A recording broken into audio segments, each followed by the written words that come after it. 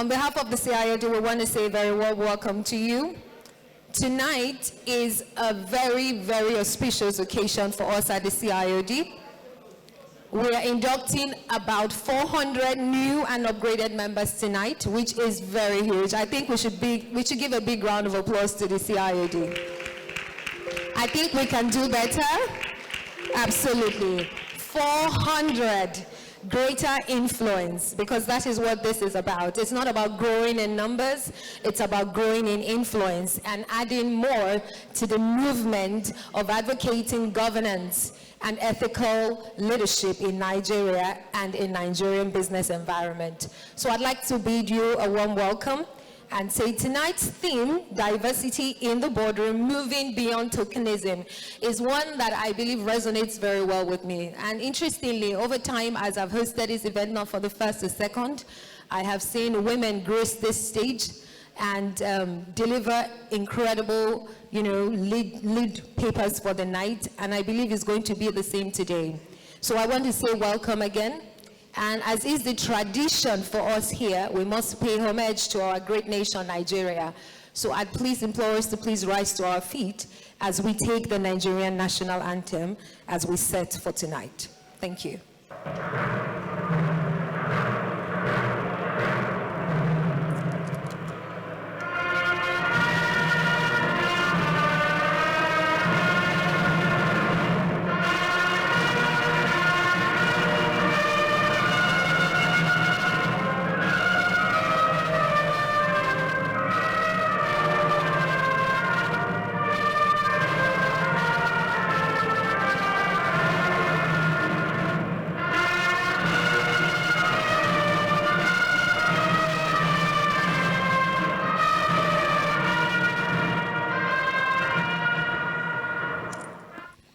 God bless Nigeria. Please, we may have our seats. Please remember that tonight, feel free to network, feel free to connect, feel free to enjoy every moment of this auspicious and very celebratory event. We'd like to acknowledge all members of the inductees for tonight that are online present with us. We'd like to acknowledge you, though you are not physically present here. We see you and we feel you. And moving on, I'd like to very well recognize the members of the Governing Council that are here tonight. And I would start by recognizing our chief host, the president and the chairman of the 19th Governing Council of the Chartered Institute of Directors, newly elected, freshly baked, the one and only Otumba Adetunji Oyebanji, LLM FCIOD. Good evening, sir, and welcome. Please, can we put our hands together for him? A seasoned leader in Nigerian oil and gas space with years, decades of experience. Thank you and welcome, sir. We'd also like to recognize the presence of the first vice president of the CIoD, a woman of great substance and worth, delivering value across board in Nigerian boardrooms. Please, let's welcome a legal luminary herself, corporate strategist, Mrs. Amina Oyagbola, FCIoD. Welcome, ma'am. Present with us online is the second Vice President and Chairman of the Membership and Branch Development Committee of the CIoD. He's not here in person, but he's with us online. His name, Alhaji Lamis Diko, FCIoD. Please, can we put our hands together for him? Thank you. Of course, I'd like to recognize other members of, our immediate past president of the CIoD. He is here with us. He's served his term and is gracefully served with such honor and grace. Please, let's welcome Alhaji Tijani M. Borodo, FCIoD.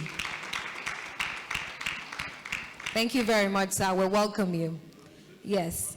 I'm sure we also have with us our guest speaker tonight, and one that I have been privileged to sit under a class for a bit, teaching for a bit.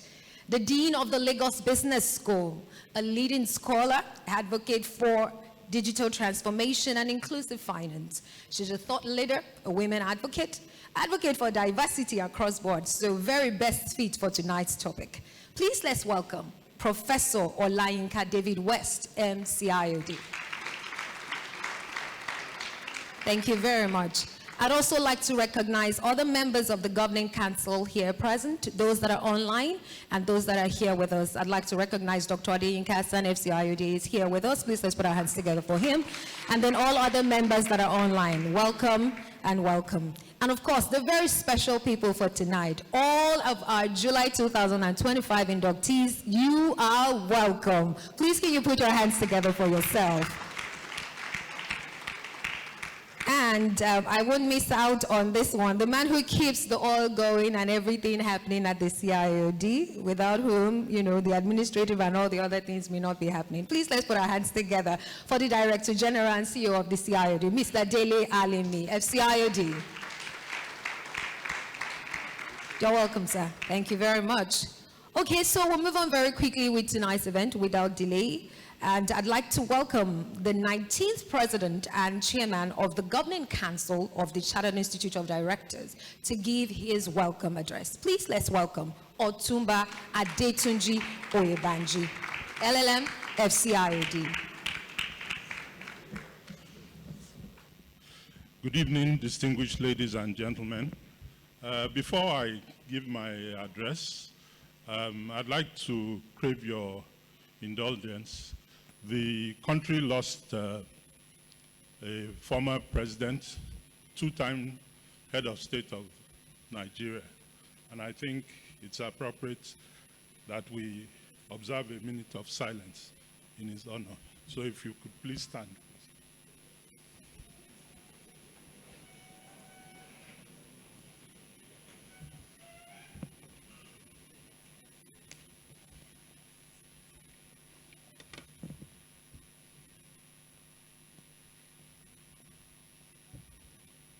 May the Almighty God grant him eternal rest. Amen.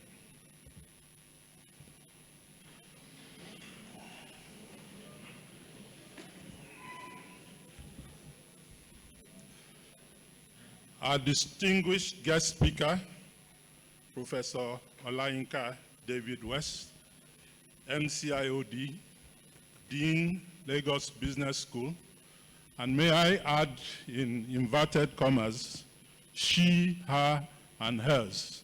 If you go to her LinkedIn profile, that is what accompanies her name. I wonder why. Maybe this evening we will learn the secret. The first Vice President, Mrs. Amina Oyagbola, FCIoD. The second Vice President and Chairman of the Membership and Branch Development Committee, Alhaji Lamis Diko, FCIoD, is joining us online. The immediate past president, Alhaji Tijani M. Borodo, LLM, FCIoD. The MC had given his LLM to me, but I'm graciously giving it back to him. Past presidents, members of the Governing Council, and distinguished elders of the Institute, fellows and members of CIoD Nigeria, our esteemed inductees and their guests, distinguished sponsors and partners, gentlemen of the press, ladies and gentlemen. It is with great pleasure that I welcome you all to the second edition of our new members induction ceremony for the year 2025. And the first induction ceremony since my taking on the mantle of leadership as the President and Chairman of the Governing Council of the Chartered Institute of Directors, Nigeria. I extend our most sincere appreciation to everyone present here today. I am delighted to join the Chairman and members of the Membership and Branch Development Committee and Second Vice President Alhaji Lamis Diko, FCIoD, to welcome you all and to express our most sincere appreciation to everyone present here this evening. Before I delve into the core of my address, I must take a moment to acknowledge the incredible legacy upon which I stand. To my predecessor, the immediate past president, Alhaji Tijani Borodo, LLM, FCIOD, and all past presidents of the Institute present here tonight, I extend my sincere gratitude for the wonderful and selfless service you have all given to the Institute. Your dedication and commitment have laid a formidable foundation for me as the 19th President and Chairman of the Governing Council.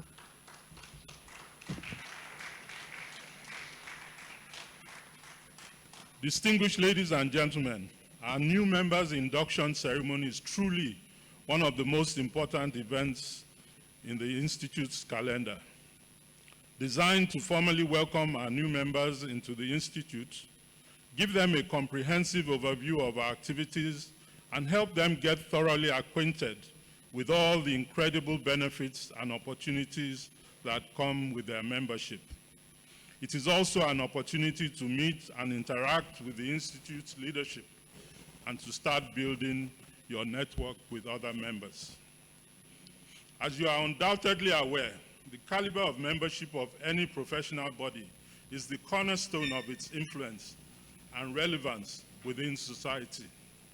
It is therefore with immense pleasure that I extend a warm welcome to this truly impressive cohort of distinguished directors, each of whom has made the deliberate and commendable choice to join CIoD Nigeria. You have all successfully navigated our rigorous value-adding screening process, which includes your participation in the Institute's compulsory Company Direction Course 1. Consequently, you have demonstrated your worthiness to be inducted as members of this prestigious body of directors. As you get inducted today, you are not just joining an institute, you are becoming part of a vibrant, dynamic, and forward-thinking community.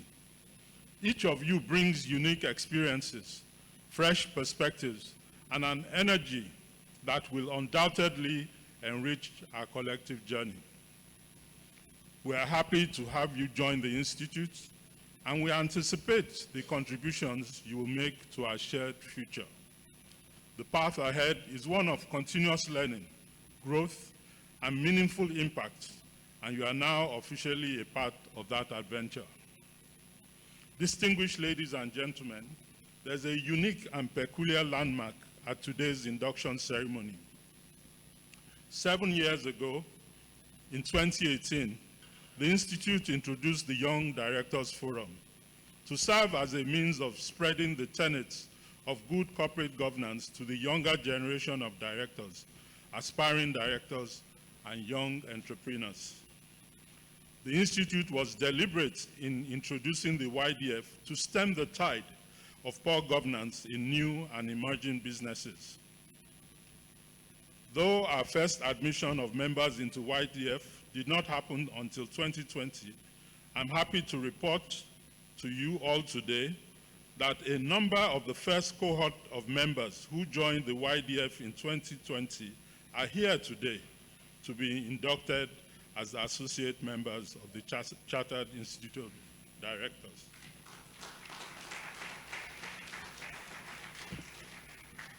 This is a great day for us as we witness the fruits of our labor as an institute germinate and ripen right before our eyes.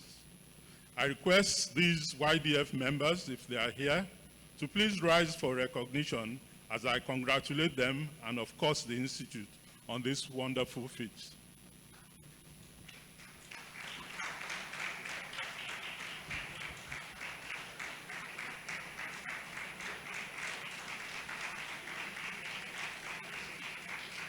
Thank you. As we continue to implement the various governance, structural, and administrative changes stipulated in CIoD Nigeria Establishment Act of 2023, I particularly want to inform you about the introduction of sectoral groups, which gives an opportunity for all members of the Institute to be actively engaged in its activities. Each of the groups has been designed to serve as a platform for specialized engagement offering bespoke solutions to sector-specific challenges while amplifying our collective voice in shaping national policies. I therefore enjoin you all to make yourselves available for service and join not more than 3 sectorial groups to drive meaningful change, advocate and influence policies that will benefit us and the industries we represent. As is our established practice, we consistently leverage every available opportunity to enhance the professional capacity of our members. Today's induction with the theme, Diversity in the Boardroom, Moving Beyond Tokenism, is not an exception. This is not just a catchy phrase. It's a call to action, a challenge, a commitment. For too long, conversation around diversity has been confined to statistics and surface-level representation. We have seen the checklist, the one woman, the one person of color, the token diverse individual brought in to tick a box. While initial representation is a starting point, it's far from the finish line. Tokenism, by its very nature, is exclusionary. It puts an undue burden on the token individual to represent an entire demographic, often without the genuine power or influence to drive real change. On this note, I'm pleased to welcome our guest speaker, Professor Olayinka David West, the Dean of the Lagos Business School. Professor David West is an esteemed academic and thought leader with expertise in the intersection of business management and technology. With an illustrious career spanning several decades in IT and financial services, she has made significant contributions to academia, research, and the advancement of business practices and policies through her insightful analysis and strategic thinking. I believe her contributions and achievements make her uniquely positioned to offer insights into our discussion for today's induction. Ladies and gentlemen, your institute, the Chartered Institute of Directors Nigeria, has continued to demonstrate a greater concern and commitment to working with all stakeholders to foster a business-friendly environment for robust economic growth. We have continued to canvass for good corporate governance practices, including the adoption of sustainable business principles of all private and public sector organizations in the country. And we will continue to partner with all businesses and thought leaders from both the public and private sectors to push forward our innovative ideas for our collective benefit. Ladies and gentlemen, I charge you all to appreciate the privilege of your status in the Institute and remain steadfast and focused in your support of CIoD Nigeria for its growth and development, as well as the adoption of ethical and sustainable business practices across all our stakeholders. This is our own time to build on the foundation laid by our founders and make our institute stand the test of time with meaningful impact and sustainable development. I am truly confident that today's event will spark meaningful discussions, prompting us all to delve deeper into the vital intersection of governance and sustainable value creation. I particularly urge our new members to actively participate in these conversations.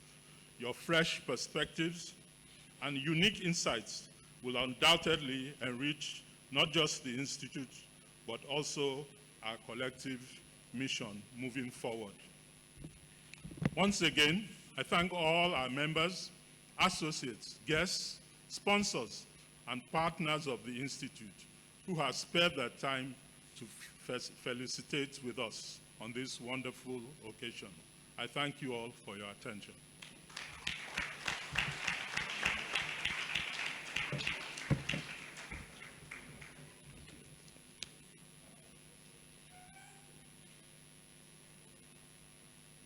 Thank you very much. So another big round of applause for the President and Chairman of the Governing Council of the CIoD. Very succinct words and very welcoming words for all our new inductees. Thank you very much, sir.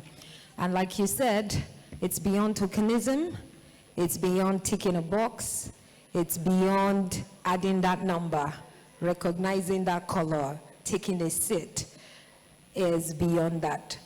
I think I remember sitting at a table once, I think it was a training session, and then someone said diversity, I think it's a popular quote around diversity. They say that diversity is when you're invited to, when you get an invitation in, but inclusion is when you're invited to the dance. And that for me was very, very instructive.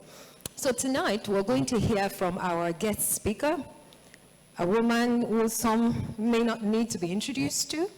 Absolutely, she needs little or no introduction because her impact on her work speaks volume.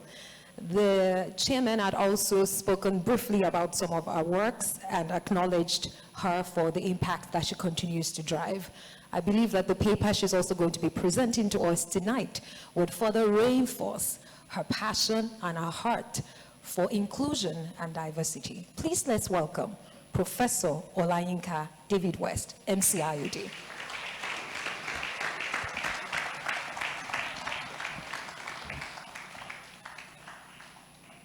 I think we should keep applauding till she gets here.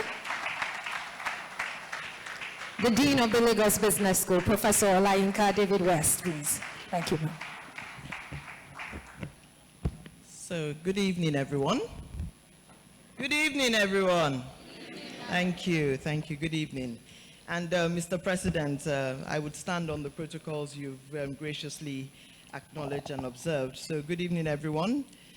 It's an honor to address you at this flagship event of the Chartered Institute of Directors, Nigeria. Today we're discussing diversity in the boardroom, moving beyond tokenism. And it's not just a compliance issue, it's really an imperative for Nigeria's sustainable growth and competitiveness. I normally like to start my addresses with a personal reflection. And I think Mr. President has challenged that personal reflection today. So he says, if you go to my LinkedIn profile, you'll see my pronouns boldly there, she, her, hers. Why do I do that? I think first of all, three things for me. I have a unisex name, right? Yinka. Anyone can be Yinka. Second, I work in a male-dominated industry. My background is computer science, so basically everybody thinks, oh, Yinka, man. No doubt about it, because there are very few women in STEM. Third, I also have a male-dominated title, professor, right? So when people call, I've been in settings before and I'm sitting there, and so they call me Professor Yinka David West, and they expect to know, where is he, where is he? And I graciously go up on stage, and they look at me like, oh, okay. So basically, it's just to emphasize my pronouns, because I'm proudly female. And I want everyone to know that I'm proudly female. Thank you. So today I'm just going to share some thoughts and insights around the theme of today, diversity, moving beyond tokenism in the boardroom. And why is that important? And we'll get to some of that and unpack some of that.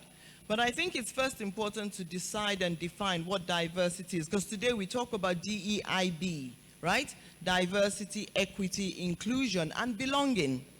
Because you might have DEI, but you might not belong in the organizations. And how do we create these enabling environments to ensure that everybody thrives and everybody is able to contribute meaningfully? So first of all, let me congratulate all you new CIoD members. I think during my time, it was during COVID, so we're just behind the screen, and we had to sort of do everything and continue working behind the screen. But I think it's, as the President said, your leadership is crucial to Nigeria's economy, and it evolves. So today is my second speaking engagement, and in the morning I was in Ikeja talking to a bunch of academics and researchers. And even though the audience is different, the theme is different, I think it's always the same concept. The message is the same. We're all here to solve problems and change lives. And that's what we need to focus on. How do we use our roles and positions to solve problems and change lives? So diversity in leadership isn't just the right thing to do.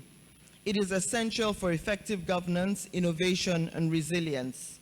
As directors, you shape the tone and culture of your organizations.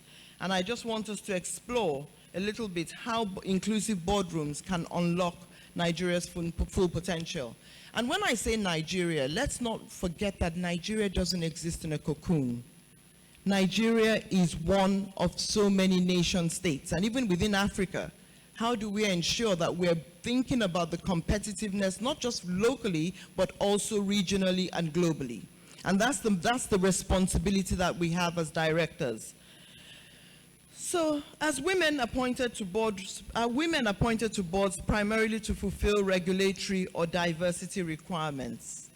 Or are they genuinely valued for their contributions and expertise? I think this is a reflective question, because that's really what we're trying to unpack. And sometimes we can't even help ourselves, because there's what we call unconscious biases. You know, I walk on the streets with my husband, and I observed one day that, you know, they say good morning, sir. They don't say good morning, madam. And you know the worst part? My husband never noticed. He never noticed. So you realize that we're there as women, but we're not acknowledged as women or as people. And that's a travesty. So when we think about diversity in the boardroom, there is a business case for diversity. First of all, economic growth and productivity. We have a population of 220 million, right, or so, half of whom, or almost half of whom are women. So imagine the fact that we're not utilizing our core resources, human resources, and we're underselling ourselves. So when we think about the business case, closing gender and diversity gaps could add up to $229 billion to Nigeria's GDP by 2025, which is now, representing an average annual growth boost of about 1.25%. We see that increased participation of women and underrepresented groups in the workforce and leadership directly correlates to higher performance and economic diversification. And I know that diversity is beyond women and things. The president spoke about in the global climes, diversity is also race and ethnicity here. It also means persons with disabilities. It also is religion. So how open and expansionary are we when we think about diversity? But today, let's focus on gender. Enhanced corporate performance is another area that we see the business case for diversity. We see that Nigerian companies with greater gender diversity on boards achieve better financial outcomes. A 20% increase in female board representation is linked to a 4% rise in return on assets, demonstrating that diversity improves profitability and competitiveness. Also, diverse boards are associated with improved risk management, innovation, and decision-making quality. We see diversity also work out in teams. How does that happen? It fosters creativity and innovation, leading to more effective problem solving and adaptability in dynamic markets. We find that inclusive workplaces attract and retain top talent, which is necessary for any organizational resilience and sustained high performance. Today, we're also seeing that companies recognized for diversity and inclusion attract more investors. You know, there's a company I know that if any one of their staff is invited to sit on a panel that has no diversity, they will not allow it. Because as far as they're concerned, it's not promoting or accepting and adopting the values they espouse. So little things like this always speak volumes. So when we think about that, we look at, global partnerships, enhanced reputation and market opportunities. We have initiatives like the IFC's Nigeria to Equal program that spotlights firms making measurable progress in gender balance, signaling responsible leadership to stakeholders. Finally, there's the regulatory compliance and risk reduction. Adhering to national and international diversity standards, for example, Nigeria's national gender policy, and I think we're getting a new women's economic empowerment policy as well, helps organizations avoid legal and reputational risks. And then also proactive diversity strategies prepares companies for evolving regulations and societal expectations, reducing risk of sanctions or public backlash. But before we move on, what really obtains in Nigeria? Because sometimes it's nice to look within and introspect before we think about what we can be. So what obtains? Well, yes, we say we are Africa's largest economy with 220 million. But again, when you think about half of that being women, we have only 33% of our workforce as women, and also 20% in executive roles. And I'm sure you've heard terms like the sticky floor, right? Where women dominate, women roles are stuck to some certain levels, or the glass ceiling on top. And those are slangs that we use, but they're really, really about gender-based barriers to career advancement. So we either stick them down or stop them from going up. And you can see it every day. If you ask your HR teams to give you your diversity numbers, and you will see the numbers shrinking as you climb up the ladder. And it's getting slimmer and slimmer. So what this also means is that other than the fact that women and professionals don't stay within the boardrooms or underrepresented, it's a social concern. It limits our ability to innovate, respond to market shifts, and reflect our diverse society. And that also means it limits our ability to compete effectively globally. When we look at Nigeria again, looking at the sectoral landscape, we see that, yes, it's getting better, but not across the different sectors. The banking and financial sectors are getting better and doing better, but then again, there's still a lot of work to be done in the current landscape area. So in financial services, we know that the central bank and FRCN have policies and guidelines around diversity. But then again, what we observe is that they're not as, the compliance levels are still low. And it's a chicken and egg. There's a supply side problem, there's a demand side problem as well. But we need to ensure that we adhere to these compliance issues, but we also do them with the spirit and the intent of inclusion. So what do we mean when we talk about inclusion? We started the conversation talking about tokenism versus diversity. No, tokenism versus diversity. Now let's look at tokenism versus inclusion. And when we think about it, we'll look at some insights that explore inclusion a bit more. But what is tokenism? It's really just about appointing women or young people for optics without real influence. So you're given a seat at the table, but yet, as I think the MC said, you're not invited to the dance, right? So you put them there and they're not there. But I think that there's an example I want to share. A student of mine once said, she was in an executive meetings and she never used to talk so I teach technology. She never used to talk during technology decisions or discussions. And then when she started getting a bit more informed, she now started contributing to conversations. And she said what astonished her was the first time she spoke, the whole meeting stopped and looked at her and said, "When did you start talking during technology?" So you realize that our knowledge base also can limit what we contribute and how we project and how we promote ourselves. So women, we also need to get knowledgeable. I think that's also one of the things I'm going to leave with us. We need to get knowledgeable. So tokenism is appointing women or young people for optics without real influence. True inclusion means directors have a voice, they have impact, and they're part of key decisions.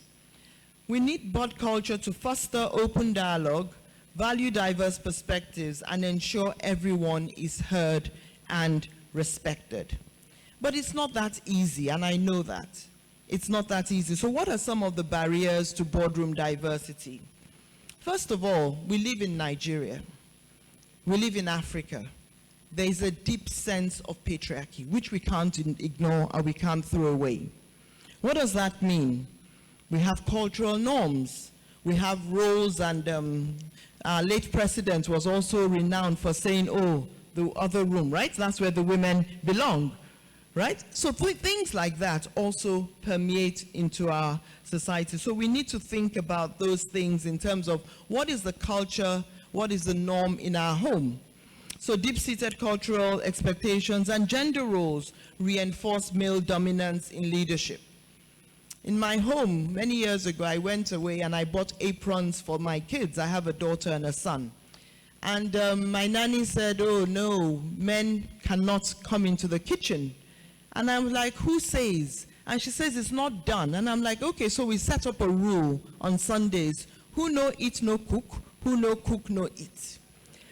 Today, my son is in university and he's feeding himself. He's able to sustain himself. But imagine if I raised a couch potato that would phone, oh, mommy, can you send me this? Can you do this? Can you do that? So again, that ability to give them that independence is also important. And he doesn't live on Indomie, because that's another thing men do. They live on Indomie. Okay? Another thing we also think about is some of the barriers. Weak policy implementation. Quotas exist, but enforcement is lacking. Existing diversity policies or quotas lack serious enforcement or monitoring by our regulatory authorities, which also speaks to, do we really believe in it, or is it just to say, oh, we're complying with global standards, but compliance is really just on paper?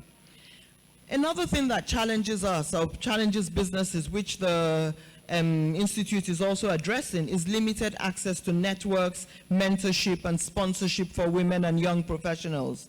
Women and underrepresented groups frequently lack access to influential professional networks. Again, mindset is, oh, after work, you go home, the gentlemen go out for a drink and make all the deals, and then you're just sitting at home with your pot of stew or whatever. We also find out that there's bias in recruitment and selection processes, and we're seeing a lot more bias coming as we're using artificial intelligence technologies, right? You have people of color, genders that are discriminated against, and sometimes, even today, you have people are discriminated against because of their names. So, Mr. Altumva, putting she, her, hers also helps, because then you're making a statement that, oh, you need representation and things like that would select. But unconscious biases and traditional recruitment practices often favor candidates who resemble existing board members. So sometimes one of the things you say is that you are who you represent, right? So if you look at your board, does your board speak to the color and diversity of the market that you're representing? So when we think about Nigeria, for example, and I'm so proud of the Young Directors Program, because when you think about Nigeria with an average age of 19.1, right, or a median age of 19.1, how many 19.1-year-old people are on our boards?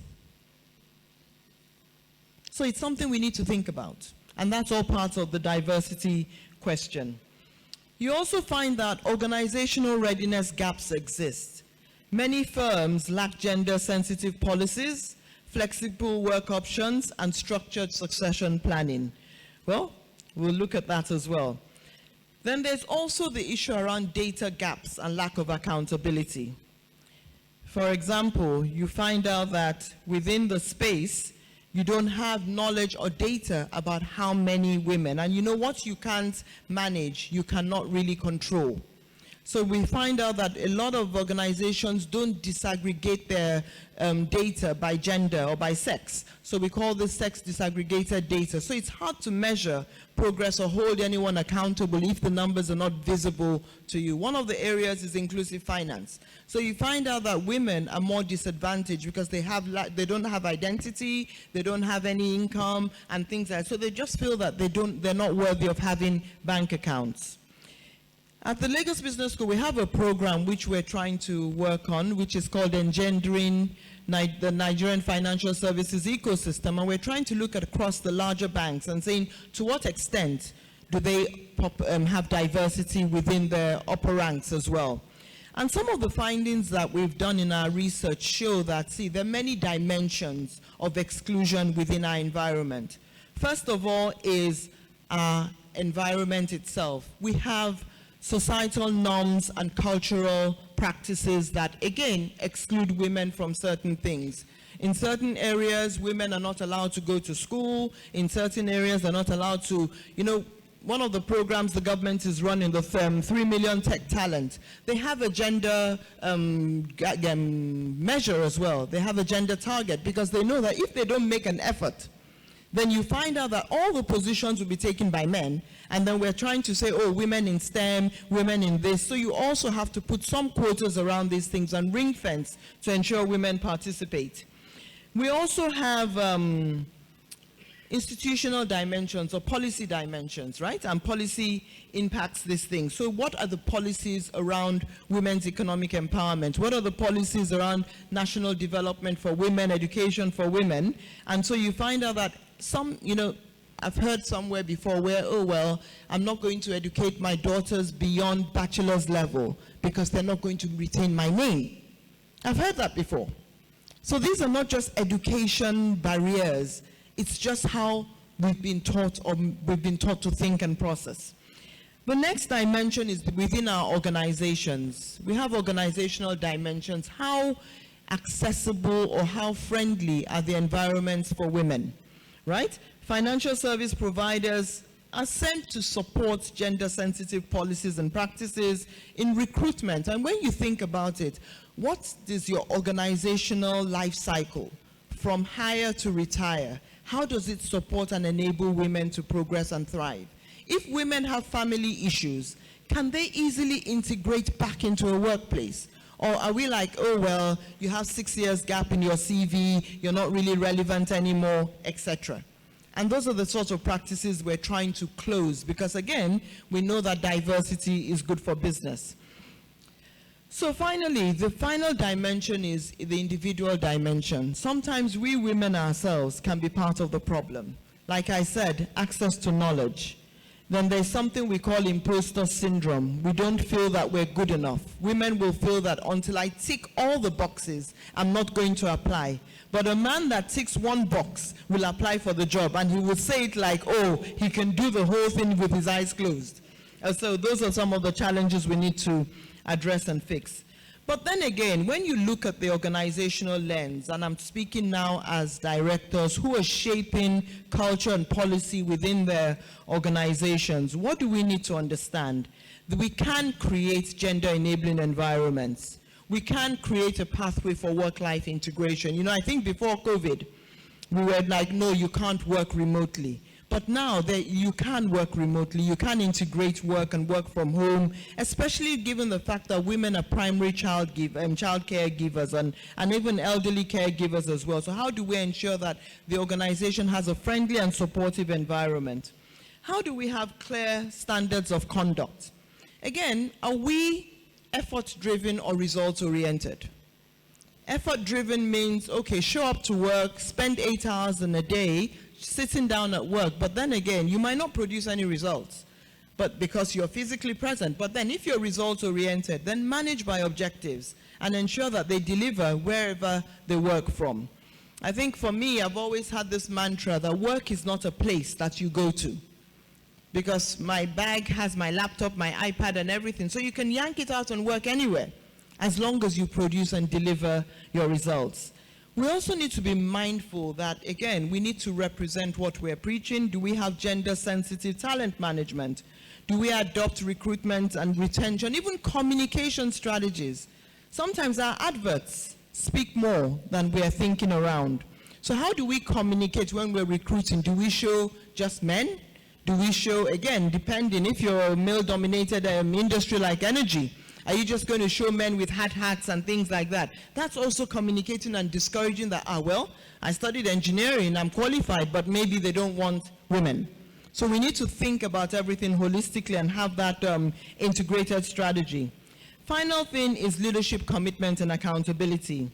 We need to ensure that our leadership drives inclusion, appoints gender focal points, and tracks progress by being transparent and having accountability mechanisms. And in Nigeria, we're seeing some of these initiatives come to pass. For example, I know the CIoD also has a member selection process that they work on. We have the WIM Board program by WIMBIZ, which curates women for available nominations for corporate boards. We have we at LBS run a product innovation lab, and one of the things we prioritize is creating products for women. Again, we know that creating products for women takes into consideration their needs, but also doesn't exclude men either. We also have leadership development programs for women, And then also, I think I would also mention Mrs. Oyagbala's whisker, Women in Successful Careers. How do you help young women rise up in successful careers by giving them knowledge, mentorship, and also soft skills, which are very important? And we've seen some progress as well. You know, we find out that I think UBA leads by 50% women on boards. Lafarge and Africa and Guinness also have about 40% women on their boards. We have the IFC's Nigeria to Equal program, partnering with organizations like Access Bank, MTN, and Dangote, and they're implementing gender-smart strategies, equal pay, flexible work, support for women and women-owned businesses. And I think when we say flexible work, I think don't forget that now it's not just maternity leave that we have in organizations. We have what we call parental leave, because you realize that men could also be caregivers. It's not just the women that are caregivers anymore. And we have states like Kaduna and Kwara states that have achieved 40% female representation in their cabinets, showing that what's possible with commitment, leadership, and that will in general. So ladies and gentlemen and distinguished directors, how do we move beyond the numbers? What do we need to do? And I think the President also mentioned it. This is not just about ticking boxes or providing statistics. It's really about what is the true intent. As directors, what we need to be doing is, first of all, set measurable diversity targets and track progress. Because if we don't set any targets or set any goals, then we're not likely going to follow them. So we need to set these quantified goals, measure them, and again, charge ourselves. What did we learn in this process? Because it's not going to be a light switch. The second is we need to start to develop diverse pipelines for our directors. We need to invest in mentoring, training, and leadership development programs that will prepare a broad pool of qualified, diverse candidates ready for board roles. Or you need to partner with organizations like the Institute to help you do that work. We need to use skills matrices to maximize cognitive diversity. I think that's another area. What are the competencies we need in our boards, and how do we ensure that we're building a diverse pool of competencies and skills? So going beyond that, we need to think about different thinking styles, different experiences, different problem-solving approaches that enhance board effectiveness. And beyond that, we need to evaluate impact of board representation. And this is where the board evaluation systems come in. But then again, do we just do it again as, okay, the code says we should do this, but do we really go back and say, to what extent is it giving us feedback, actionable feedback that we can use? So how do we assess the influences of diversity on board culture, decision-making quality, innovation, and stakeholder trust? And not just the members, but also serving meaningfully to inclusion. So ladies and gentlemen, in conclusion, as directors, we need to lead by example, foster inclusive cultures, mentor emerging leaders, and champion gender equity. We need to engage with programs that the Institute runs or other programs for ongoing development support and knowledge. We need to move beyond intention to action, from tokenism to true inclusion. Together, we can build boardrooms that truly reflect Nigeria's talent and potential, driving sustainability, growth, and resilience. So finally, ladies and gentlemen, it won't be easy because we have many headwinds to overcome.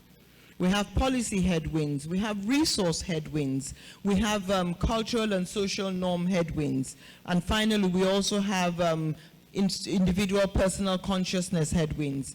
But I can assure you that diversity is great. It's something that we need to embrace, it's something that we need to truly believe in, and I think I can say, Mr. President, that we have many he for she's in this room, right? So we want us to stay he for she's and continue to promote and project diversity. I want to thank the Institute for the invitation to talk about this topic. So ladies, I think you can also express yourselves with your pronouns. There's nothing wrong with it. It has different meanings in different contexts, but I think it's just nice to express and to define. So thank you all very much, and I wish you a successful career. Thank you and have a good evening.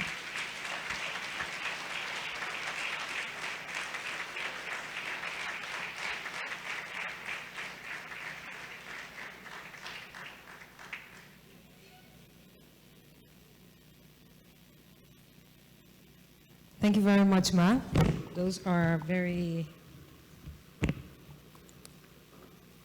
actionable words you left us with. It's going to be hard, but it's doable. It's going to be tasking, but it is doable. And that is what I believe that all the inductees tonight and all the directors that we have here present are also committing to. It's the reason why we're here. It's the reason why we're joining the CIoD family. So thank you very much, Professor Olayinka David West, MCIoD, Dean of the Lagos Business School. So to take us through the next item on our agenda, which is a presentation on all that the CIoD has prepared for you in this beautiful dance of inclusion, of diversity, of governance, of ethical business practice, and of course, influence in the business environment, is supposed to be our second vice president, but he's online with us. However, present here today, and who will be standing in his stead, will be the Director General and CEO of the CIoD, Mr. David Alimi, FCIoD, taking the presentation on the Chartered Institute of Directors and all that it has in store for all its members. Welcome, sir. Good evening, everybody. And I think I would also like to take advantage of the protocol that has been very well established and just say good evening, everybody. I will be speaking here on behalf of the second vice president of the Institute, Alhaji Lamis Shehu Diko, who is unavoidably absent here, but is like a mother hen watching all of us online. He's here with us. I want to welcome everyone, especially our new members. I want to congratulate you again on the wonderful decision you've taken. Today we have almost 400 members to inaugurate, so we need to move fast. So I'll just go straight to the content of the presentation. Okay, so distinguished ladies and gentlemen, the CIoD Nigeria, it's the premier membership organization in Nigeria, and we are recognized locally and globally for our leading role in the quest for good corporate governance. We are a respected professional body and voice in national and international fora. We are a founding member of the African Corporate Governance Network, and of course, a member of the GNDI, the Global Network of Director Institutes. Currently, we have 3 branches, one in Abeokuta, one in Abuja, and one in Port Harcourt. But if we also count Lagos, that makes us 4. Our national secretariat is currently now in Abuja. By virtue of the act, we are now in Abuja. So that's why I'm counting Lagos now as a branch of the Institute. So the vision of the Institute is to be a world-class professional institute consistently prompting best corporate governance practices, director development, and advocacy. Our mission is to build capacity of directors to be competent and committed professional through well-developed programs, mentoring schemes, and sound ethical practices, and we also through that enrich public policy through our advocacy. Our core value comes under the impact, which stands for integrity, meritocracy, professionalism, accountability and probity, customer centricity, and teamwork. Of course, we stand on great shoulders. Past president of the Institute, and we pay homage to our first president, the late Chief Anofi Gobadia. You can see the list of very eminent Nigerians there, all the way down to the 18th president, Alhaji Tijani Borodo, who is also here with us today. So we stand on these wonderful shoulders. These are past presidents of the Institute who are still relevant in today's business world.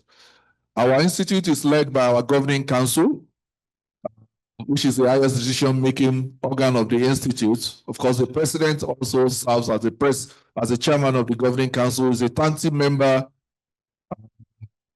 council, and the governing council consists of 3 past presidents, 12 elected members, and the representative of the Federal Ministry of Trade and Investment, Federal Ministry of Education, the Security and Exchange Commission, the Corporate Affairs Commission, the Financial Reporting Council, and a member from the academia, not below the rank of a professor. 3 chairmen of our branches, and of course, the Director General of the Institute, and the Honorary Treasurer, and the Honorary Legal Advisor. We have committees and sectoral groups. These committees report directly to the Governing Council, and of course, the list is there. And of course, we also have sectoral groups that also help in our quest for wonderful advocacy, good advocacy in the various sectors of the Nigerian economy. And I want you to also note that we have a CIoD women group. And I'm saying that intentionally. Thank you very much. The objectives of the institutes are quite a number, but I will just like our vision, in tandem with our vision and mission, the first one is to improve the professional competencies of our members as company directors in business and, of course, public sector leaders in Nigeria. The institute is not just for private sector. For the private sector, we also have quite a number of public sector leaders who are members of the institute, and even more have been inducted today. Could you just go to the next slide?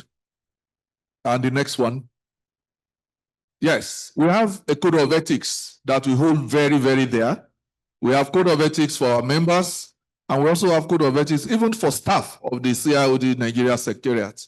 And we encourage ethical leadership from our members, from our staff, and we commit to the highest level of ethical standards. Our expectations of our members, of our staff, of even our vendors are very high as far as our ethical standards are concerned. Please, screen. For membership, we have 7 categories of members. Now we have the charter director. At the moment, we don't have a charter director from CIoD Nigeria yet, but we believe before the first quarter of next year, we will proudly be inaugurating our first cohort of charter directors. We have distinguished fellows. Distinguished fellows. Then we have honorary fellows. Honorary fellows are usually not members of the institute, but they are recognized for their contribution to national development, especially in corporate governance. And of course, we have fellows, we have life members, members, and associates. Our programs are quite a number. And of course, it starts with the program we are holding here today, the new members induction. We have fellows luncheon, fellows investiture, members evening. And of course, we have 2 programs targeted directly at our women directors, the Women Directors Luncheon and the Women Directors Conference. And of course, we also have the Young Directors Conference. We have quite a number of advocacy programs on leadership. The flagship of the CIoD Nigeria programs and events is the Annual Directors Conference that holds in the 3rd or 4th quarter of every year. And for our new members here tonight, let me announce to you, in case you do not know, is that by virtue of your membership of the Institute this year, please note, those of you that registered last year, but just doing your induction today, you do not qualify for this discount I'm giving you. Well, for members who registered this year and have been inducted now, you have already been registered for the 2025 Annual Directors Conference. So make sure you are there. Make sure you are there. It's holding in October. I'm sure you get the full date later. Please switch. I'm sure before you even picked your form, you knew part of this, why you wanted to become members of the Institute. But, of course, we should still say it. The Institute has a group life insurance for all its members under the age of 70. You can also, by virtue of your membership of the Institute, join the Financial Reporting Council and sign company accounts. You can use the members' lounge in the Secretariat, International Secretariat, and also all the branches. We have subsidiary rates for the use of our training rooms. You have free attendance of all our members' events, especially the members' evening. And we give significant discount on director level training. And that is quite a lot that we have every year. And also we have what we call the CIoD advantage. We have hotels all around Nigeria, airlines where you can get discount, just airline lounges where you can get discounts just by presenting your CIoD Nigeria up-to-date financial membership card. I need to add that. Next slide, please. We have great alliances, and also we have subsidiaries. Your institute is a member of the African Corporate Governance Network. In fact, we are a founding member. And we're also a member of the Global Network of Director Institutes. And one good thing I want to announce about the GNDI is that GNDI is working on a particular project now that we call the GNDI Global Passport. What this means is that as a member of the CIoD Nigeria, you will get what we call a GNDI ID that will allow you to access all members, the facility of all members of GNDI globally once you are a financial member of CIoD Nigeria, which I think is also a wonderful opportunity for members. Yes, and we have two subsidiaries. One is the CIoD Center for Corporate Governance that we always implore our individual members to ensure that their organizations join it. The CIoD Center for Corporate Governance it was established by the CIoD Nigeria, the Corporate Affairs Commission, and Security and Exchange Commission. And it's an organization that, anyway, I'll be dealing with the details as we move on. Then we also have another subsidiary, the Temple Court Development Limited. Unfortunately, it's not listed here. This is the organization that is dealing with our property, the forthcoming IoD house.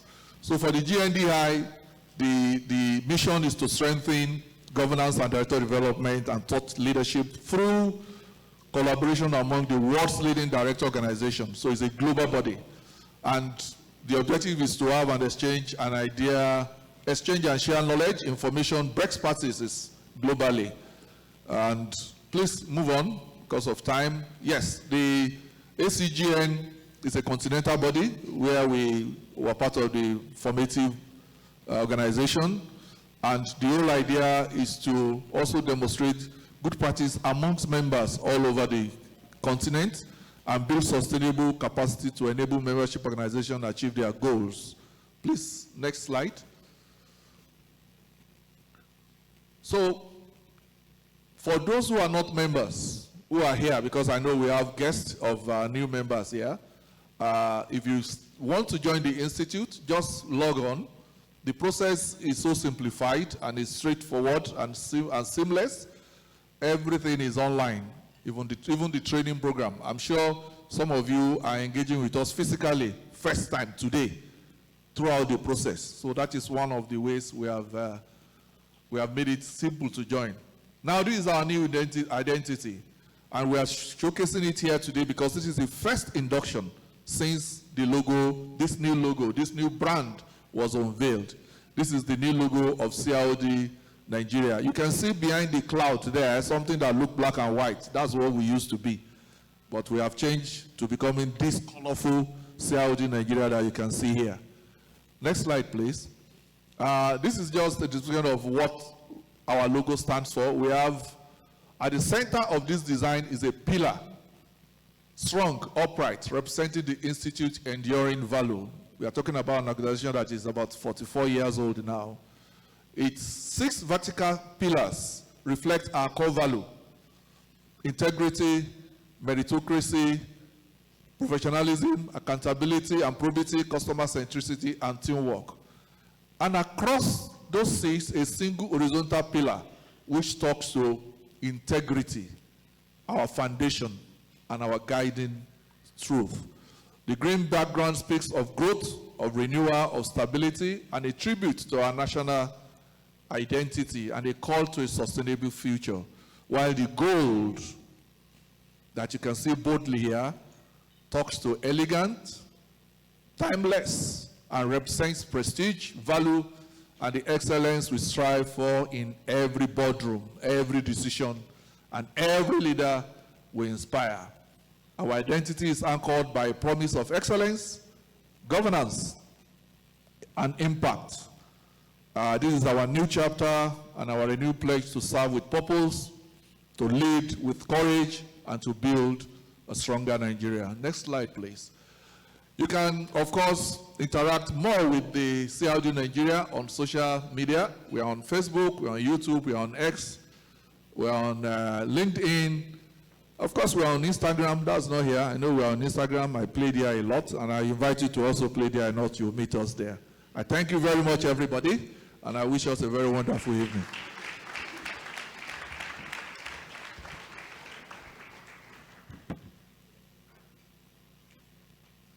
Thank you very much, sir. Thank you. Okay, so we've come to, the new logo is really beautiful and quite colorful. Congratulations to the CIoD. I thought we were going to applaud when he unveiled or mentioned or highlighted that. Absolutely. Please, can we do better? Representing all that the brand represents and the value that we carry as an institute that holds the foundation of credible businesses. Thank you very much to the CIoD, and thank you to our indefatigable CEO and Director General, Mr. Dele Alimi, representing the second Vice President and Chairman of the Membership and Branch Development Committee, Alaji Lamis Diko FCIOD, who is online with us. I hope we've not forgotten that we have members that are being inducted that are online. So if you're online and you're still with us, I hope you're enjoying all the, the food and everything that is going on around here as well, please. In your house, though, self-sponsored. Okay, to one of the most symbolic moments of tonight, that's what we're getting to now, which is, I believe, one of the major highlights. It's the induction. We're going to be taking the oath of induction by our very first Vice President of the Chartered Institute of Directors, a woman of great strength and influence, a voice on gender and governance issues in Nigeria. Of course, the one and only Mrs. Amina Oyagbola, FCIoD. Please let's welcome her as she administers the oath of inductees. That is going to be found on your page 43, please kindly note.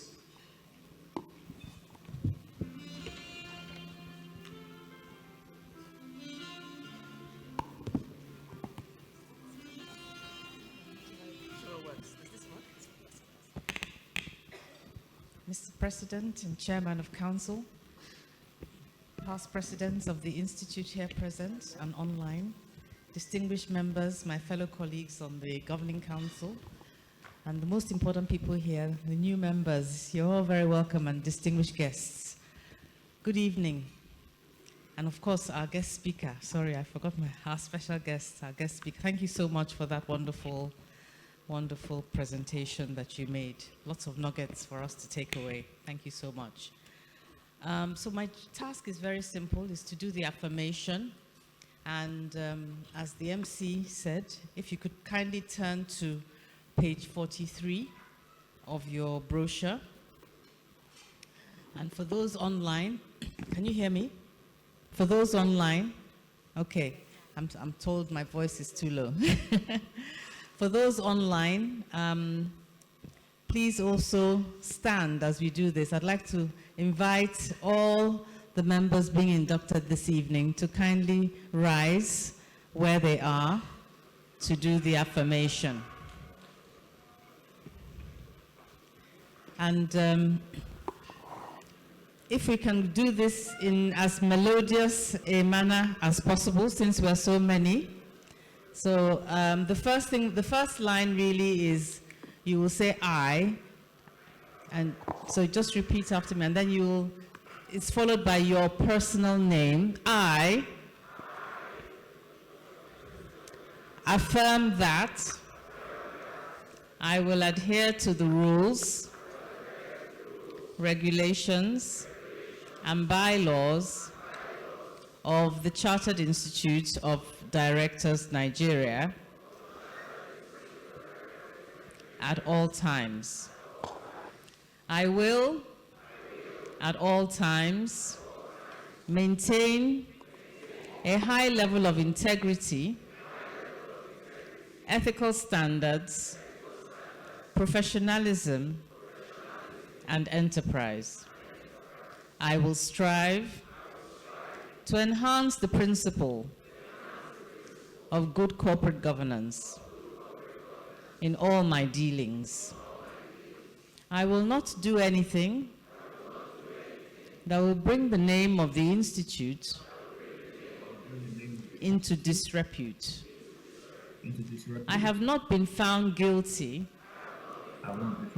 of any criminal act or similar proceedings of fraud, market manipulation, fraudulent misrepresentation, insider trading, or other similar offense, and any crime whatsoever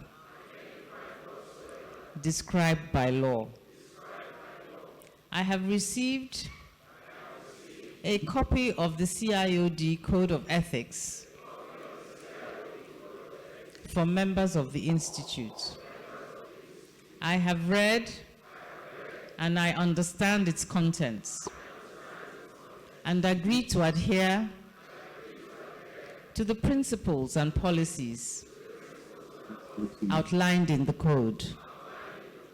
I have also read and I understand the CIoD conflict of interest policy and its contents. I agree to comply with its provisions and recuse myself from deliberations, voting on contracts, transactions, activities, or arrangements and acts whatsoever that could give rise to a conflict of interest. I will immediately notify the Institute as soon as practicable if any of the events described above occurs subsequent to joining the Institute and during the term of my CIoD Nigeria membership.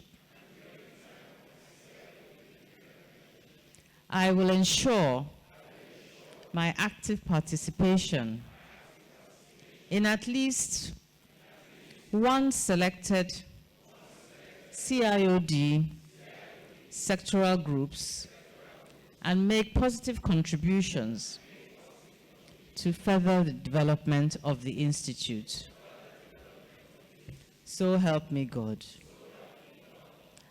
Sign. Thank you.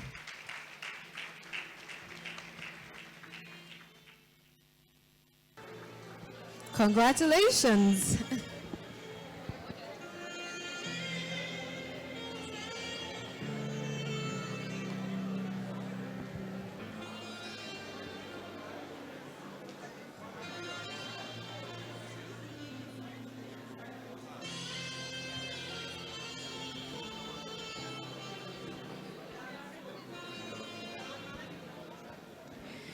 So it's a big congratulations to all the inductees. Welcome to the family officially.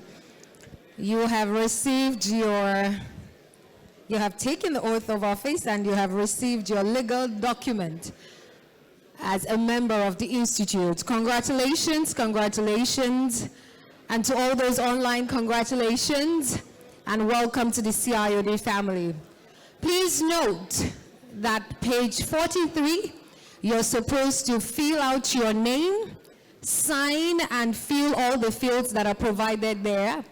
You will be required to bring it to the stage when you're going to receive your certificate. Are we here?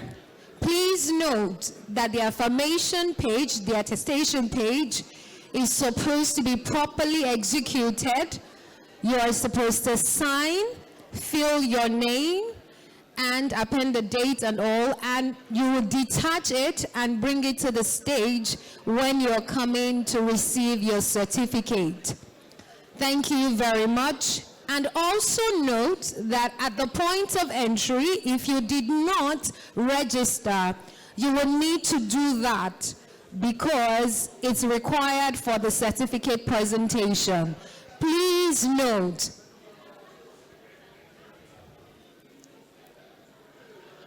Thank you very much. Can we call the room to order? Thank you. Quick announcement again. Please note to fill the form properly on page 43 that you have. You will be required to detach it. Please, you will detach and bring it to the stage when you're going to be presented your certificate. You will have to hand it over to the team, and then you will be given your certificate pack. Welcome to the family. Welcome to the institution, the beacon of corporate governance and ethical business conduct in Nigeria. And also note for last emphasis, if you did not register when you were coming in, you will be required to go back down and put your name down so that you will not be omitted during the certificate presentation. That is a necessary requirement because that is the list that will be used to call out the names. Thank you very much. I would like to say a very big thank you again to our guest speaker, Professor Olayinka David West, the Dean of the Lagos Business School. Would like to say thank you again. And in our fashion at the CIoD, we don't just pay lip service to our appreciation, we show proof of it. And that's why we have a presentation to make to you. We'd like to invite the President and the Chairman of the Governing Council.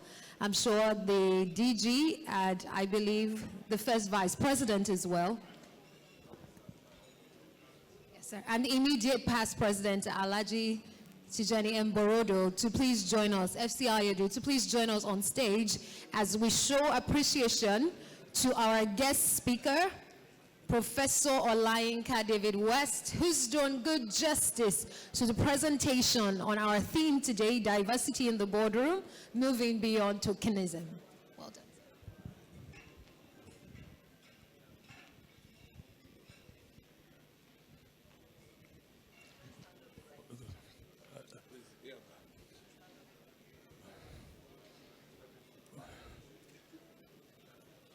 Professor David West, her,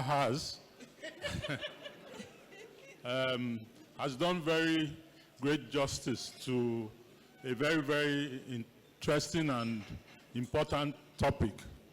And in the spirit of diversity and to show that I have learned a lot from her presentation, I'm going to ask my first Vice President, one of my vices, to do the presentation on our behalf. Thank you very much, Mr. President, and I'm very, very honored to have been asked to do this, not only because we all have immense respect for Professor Yinka David West, for her erudition, her intellect, the impact that she's making, and the fact that she is a very, very proud female and gender advocate. Thank you so much for that fantastic presentation on a very, very important topic for our national development in Nigeria. And also, she's my sister and friend. Please accept this as a token from the Institute of Directors.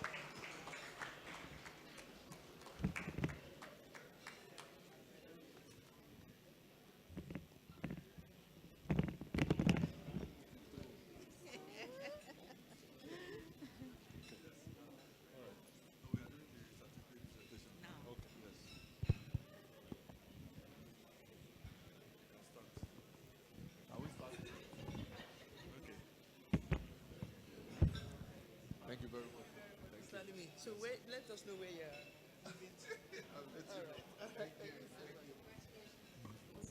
Okay, so we'll just get right on to the certificate presentation. I believe that we all have filled the attestation form on page 43. We've signed it and we've detached it. As you come up stage, please remember to come with the form. You will be handing it over to the team on my left. Please, they will be at the end. That is after you receive your certificate. You will walk up the stage through my right, and you would be presented your certificate, and you will go down through the left. Please remember, you're going to walk up stage through this side with your attestation form in your hand. You will be presented the certificate, and then you would engage with the team on the end of the room by my left to receive your welcome pack. Please, let's remember as we come up stage. Do not forget, I know the flavors are beautiful, dinner was sweet. Please don't forget your attestation form. Thank you very much. So please, our director will be calling out the names. Thank you very much. Distinguished ladies and gentlemen, I know you have taken the oath, but without this, you still are not a member of the institute yet because you have no proof of the membership. So kindly, first, I want to implore if there is any inductee here who did not fill the attendance register, please, if you did not, we will not have your certificate here. That means you are not here. So if you did not fill the attendance register where you are coming in, you could please meet our staff and please give your name now so that we don't miss out your name. Thank you very much. Distinguished ladies and gentlemen, in no particular order, I will be calling the new members, and I'm starting with Taiwo Peter Olaliko. Taiwo Peter Olaliko. A round of applause for him, ladies and gentlemen, as he comes forward. This will be followed by Ugochukwu Obina. Ugochukwu Obina is on the way. Please, let's be fast with it. We have quite a number here tonight.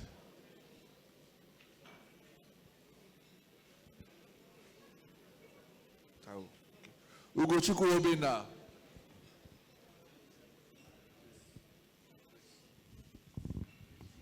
Ebo Eno Dorothy.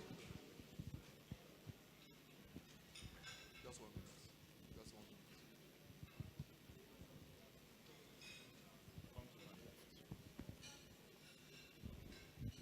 minute. Ebo Eno Dorothy. Olushola Amore Emmanuel.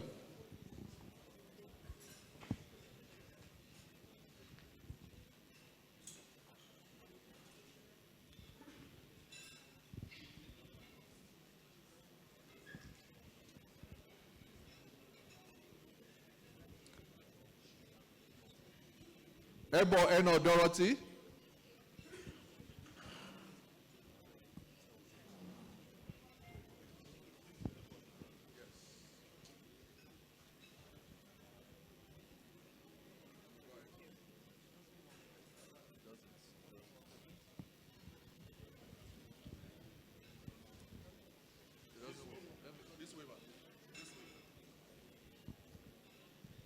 Kabir Jane Ojone.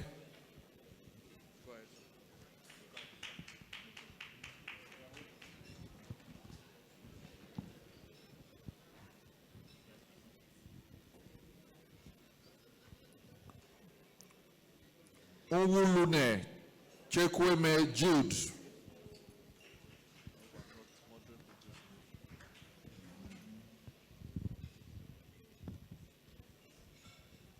Kolade Olumi Murakiyo.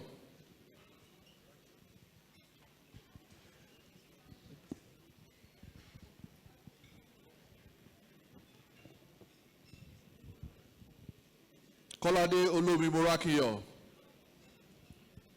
Please don't forget to bring your attestation form as you come forward, please.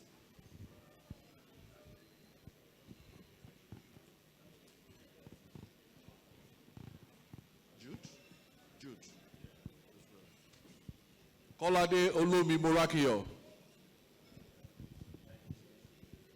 Moleyin John Oluwasegun. Moleyin John Oluwasegun.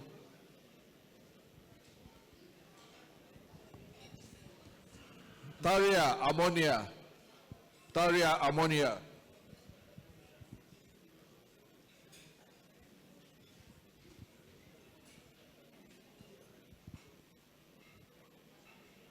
What's the name, please?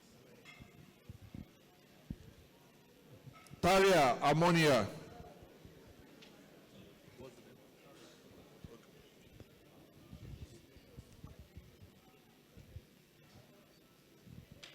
Okay. Atoyebi Oyenike Adebukola.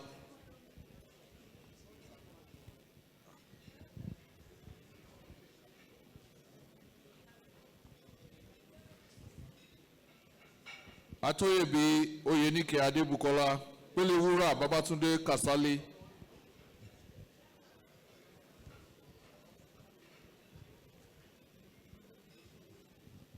Pelewura Babatunde Kasali.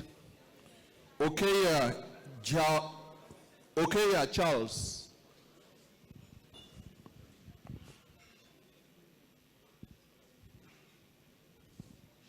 Okeya Charles. Adeniji Olakunle.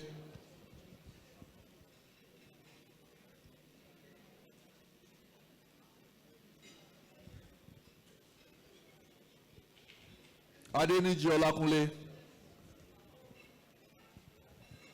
Adore Kobiti Victoria.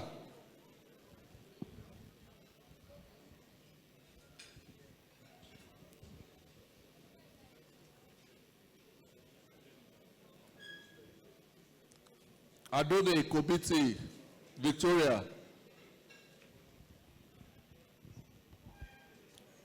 Egwekwe Franca.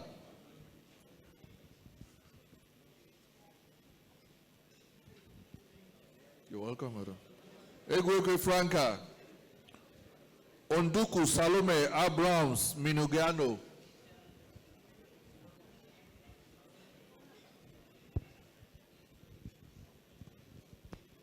Shashore Mosun Taslima.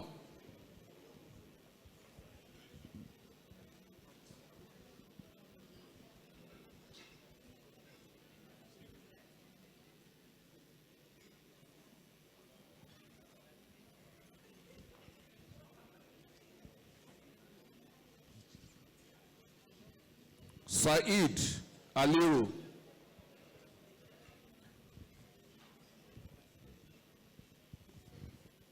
Makanjiola Olayinka. Makanjiola Olayinka.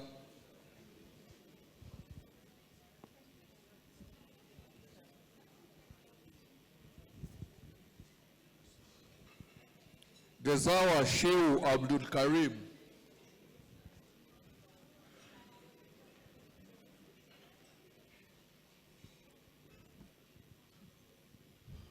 Makanjiola Olayinka.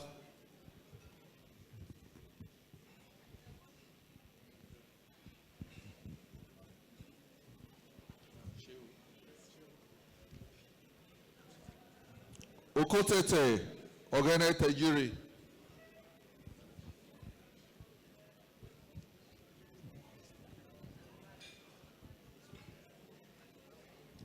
Makanjiola Olayinka.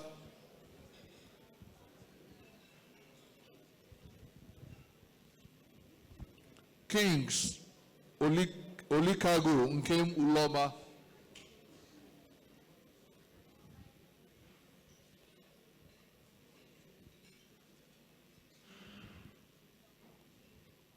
Kings Olikago Nkem Uloma.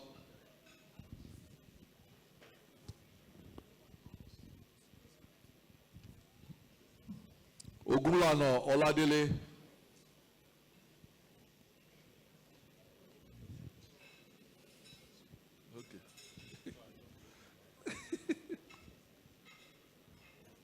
Ogulano Oladele.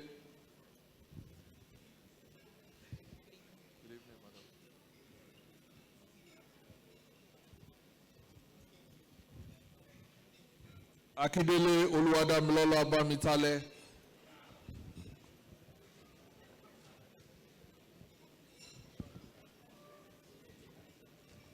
Adebi Olaleye.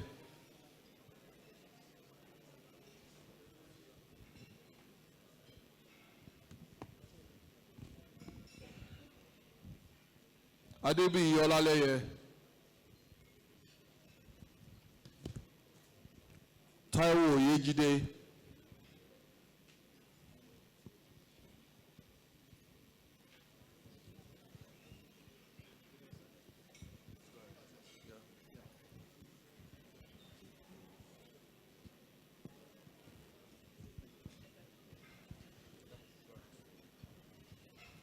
Mubarak Ọlájúmọ̀kẹ́ Ọláyínká,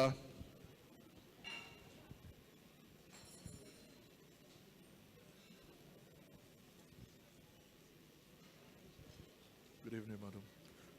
Ṣọ̀tẹ̀ Ayọ̀bíyì,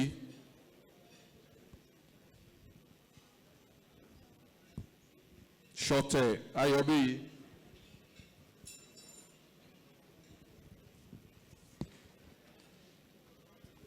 Yétúndé Ọlásọpé,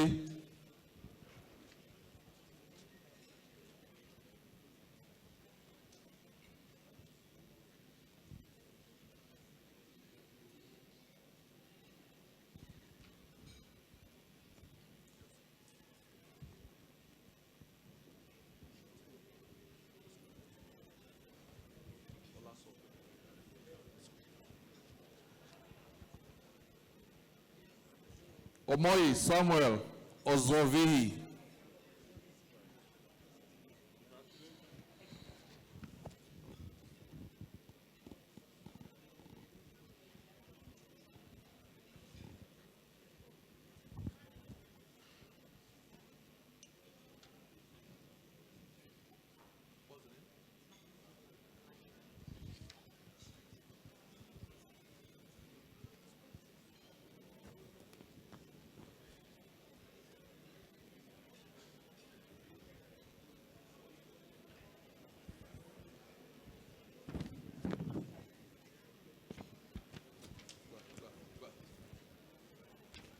Sage Bua, Sage Bua,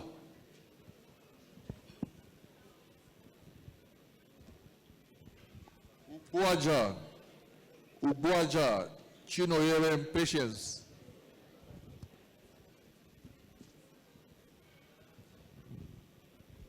Ubuaja Chinoyerem Patience, Adaramaja Babatunde,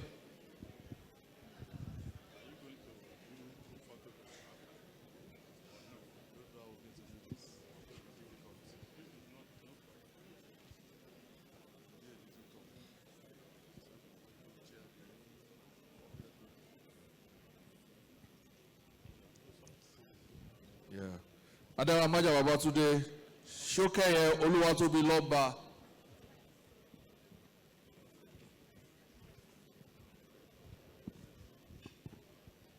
Adémọ́lá Christopher Olúfẹ́mi,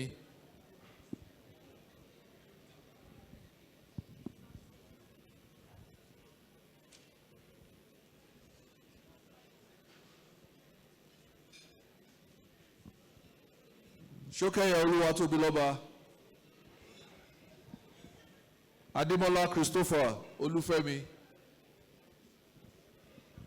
Dada Olúwaṣeun Olúṣọlá,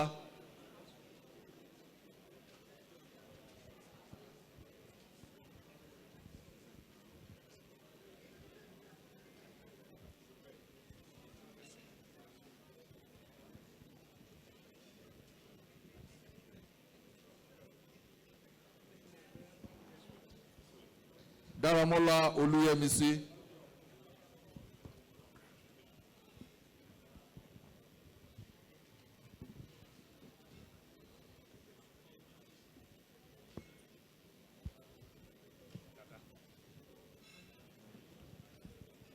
Iyì Ọlákan Jọládé Ọmọlọ́lá,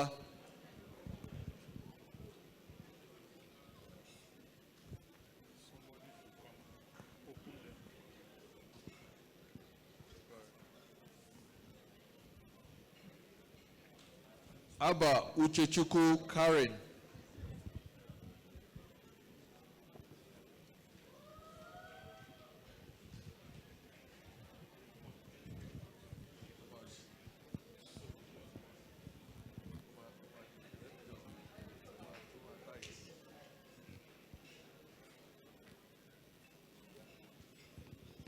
Anaba Omozobia Elizabeth.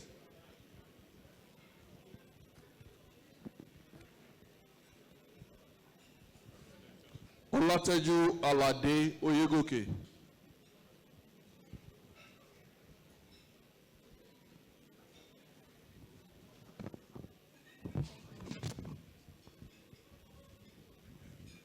Obiseson Oluseye Sunday.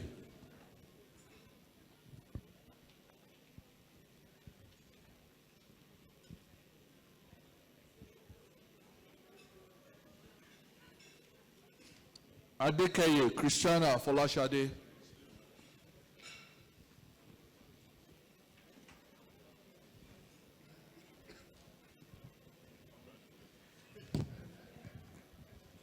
Ajomale Oluwole.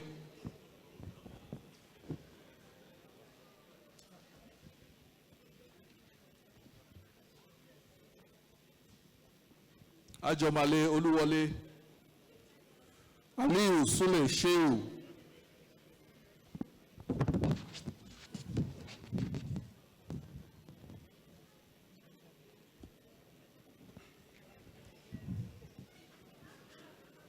Chima Pearl Ima.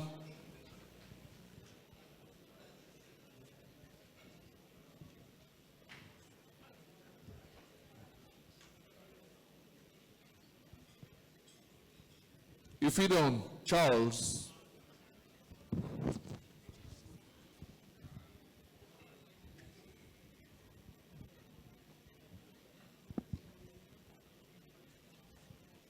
Weke Sophie Akudo.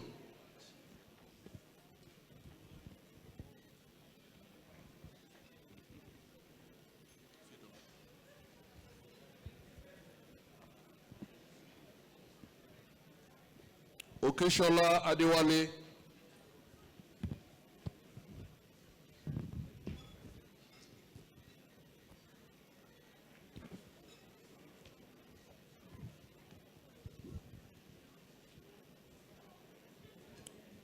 Nwagu Chike.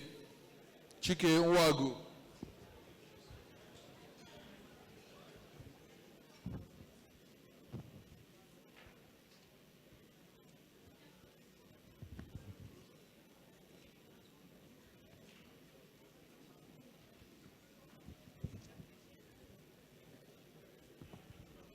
Nwagu Brenda.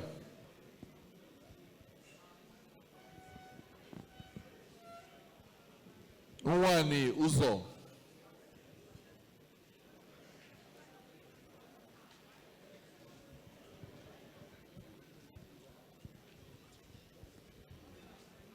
Ode John.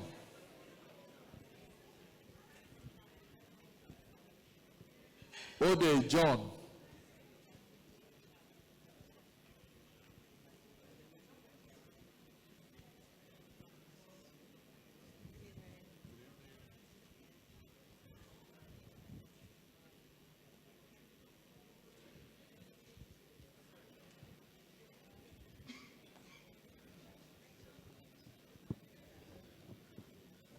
Ode John.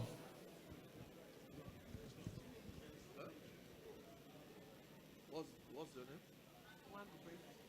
I'm sure she has your certificate.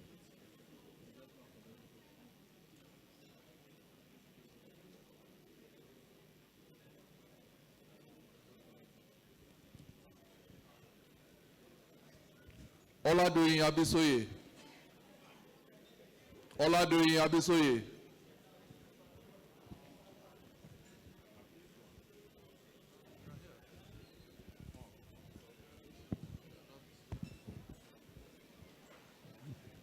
Olajide Awosedo Ayoyinka. Olajide Awosedo Ayoyinka.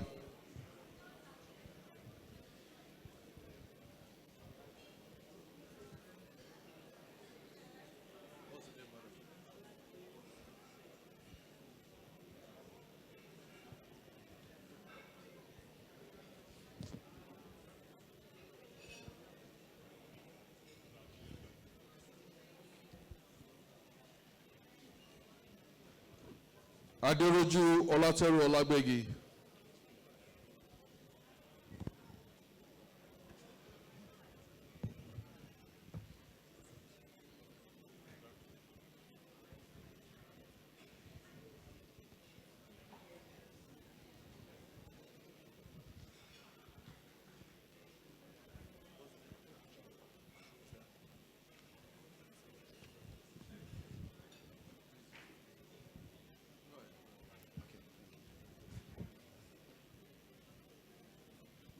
Oyewole Ebenezer Oluyomi.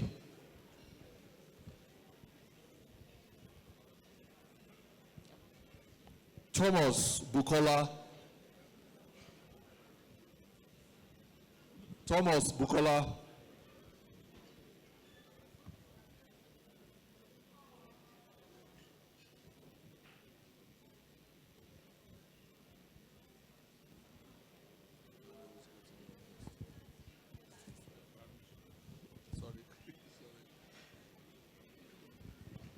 Yusuf Adewale Kaharuddin.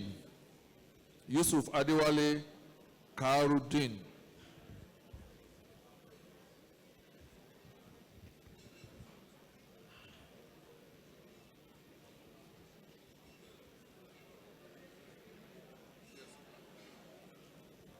Olagoruwa Arena Dayton Eriye.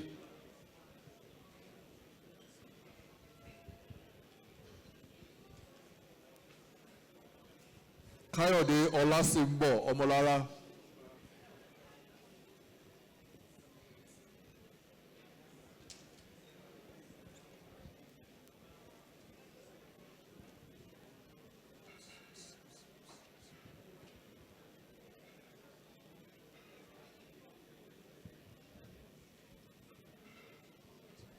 Kayode Olasimbo Omolara.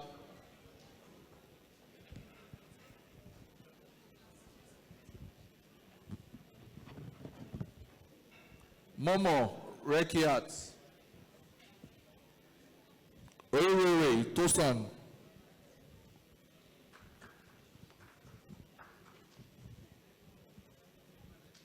Olayemi Jacob Benga.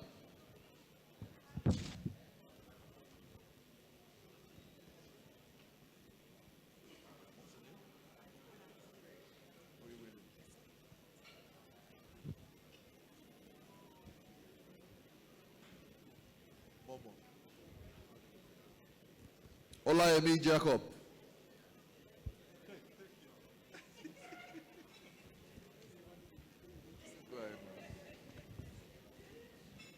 Buba Munir.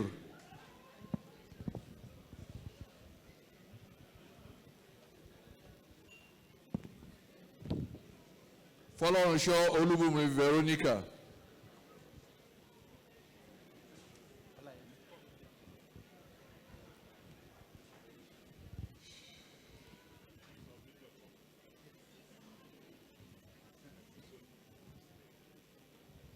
Fọlọ́runṣọ́ Olúbùnmi Veronica.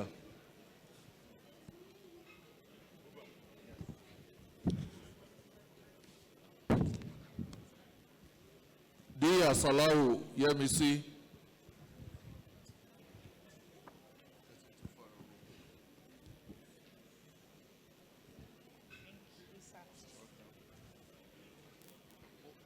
Mohammed Ishaku.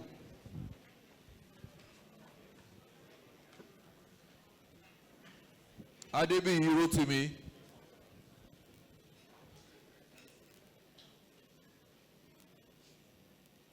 Please don't forget to bring your attestation form as you are coming forward. Thank you.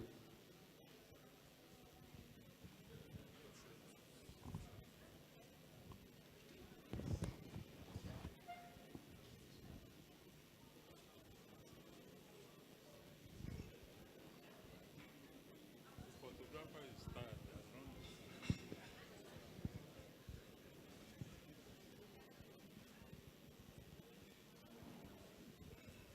Akingbongbe Omowumi.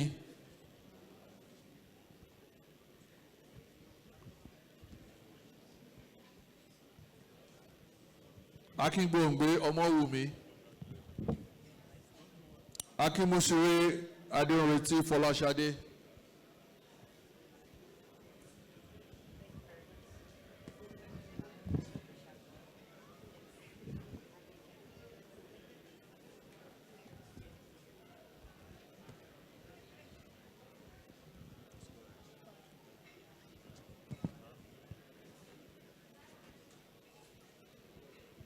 Akitujoye Bankole Ayorinde.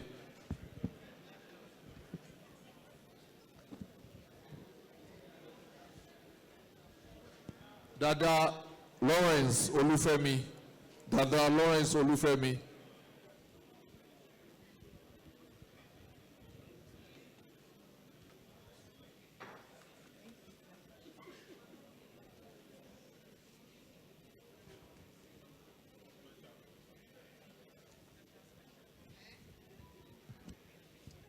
Dada Lawrence Olufemi.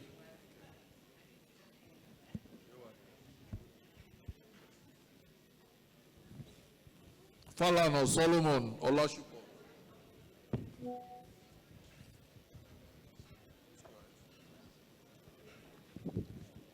Falana Olashupo.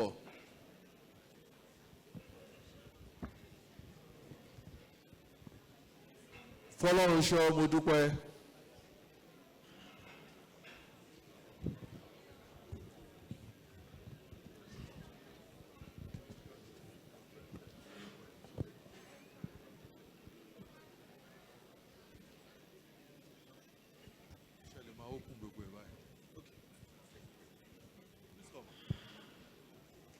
Fọlọ́runṣọ́ Modúpẹ́.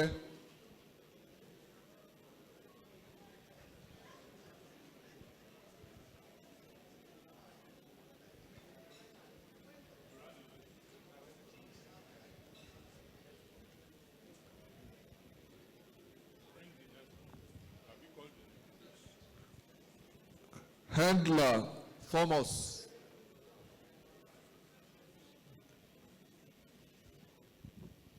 Handler Thomas.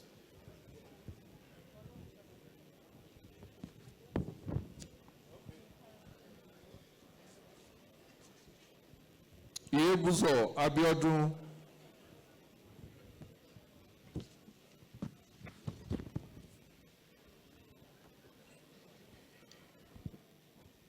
Isiave Taiwo David.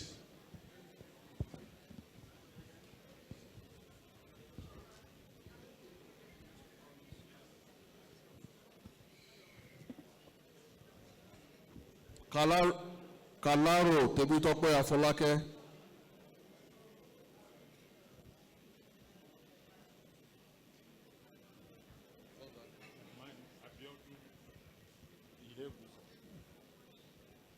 Iyebuzo Abiodun. Isiave Taiwo David.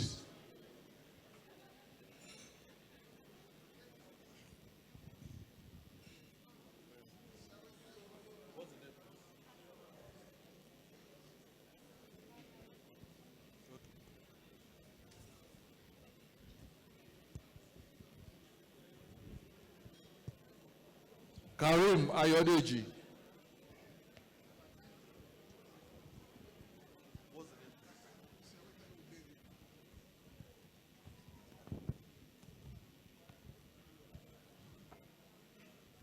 Karim Ayodeji.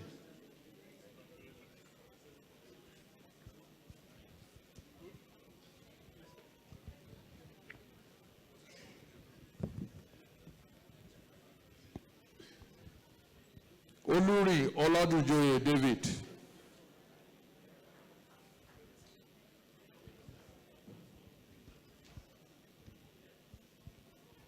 Oluri Oladunjoye David.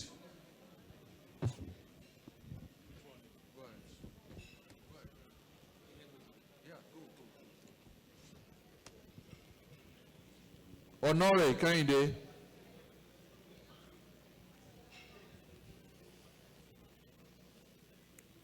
Honore Kehinde.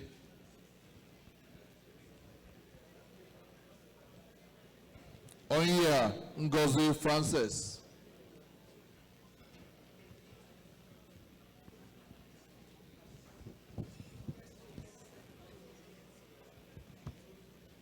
Honore Kehinde.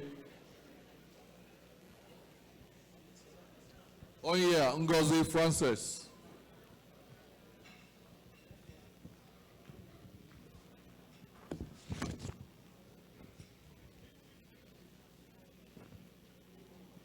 Oshoba Bisola.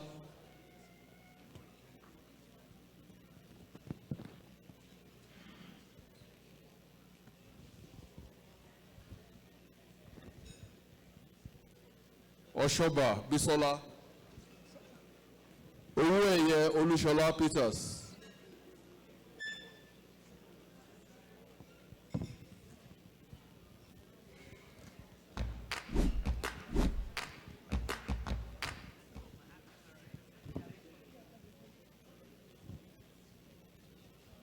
Owóẹ̀yẹ Olúṣọlá Peters. Peter.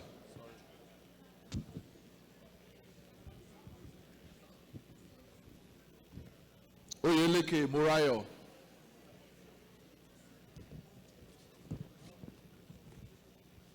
Quadri Abiola.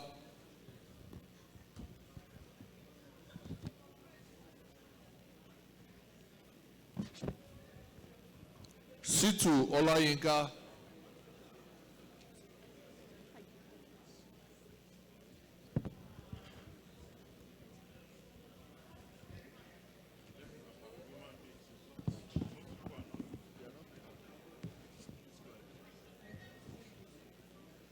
Situ Olayinka.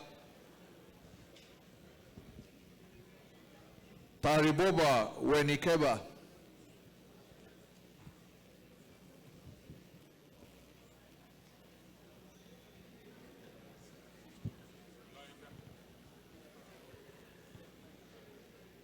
Tayo Tolulope.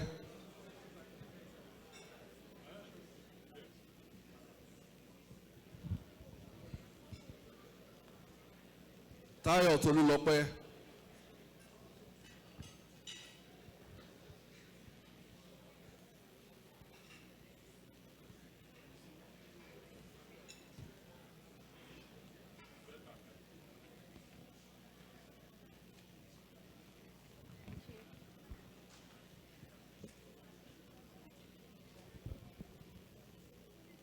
Tayo Tolulope. Upere Mari.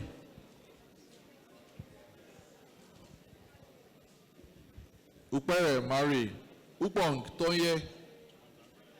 Upong Tonye. Upere Mari.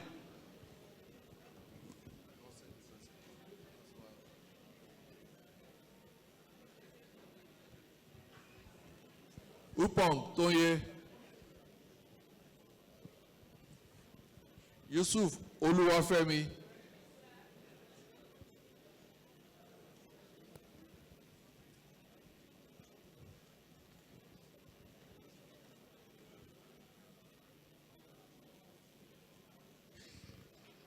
What's the name, madam?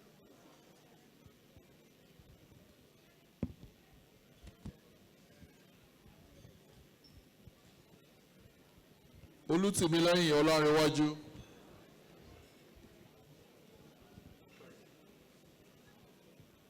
Olútìmílẹ́yìn Ọlárẹ̀wájú.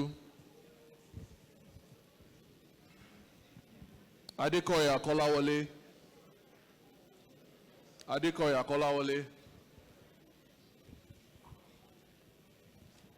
Alabi Udeyin Joy.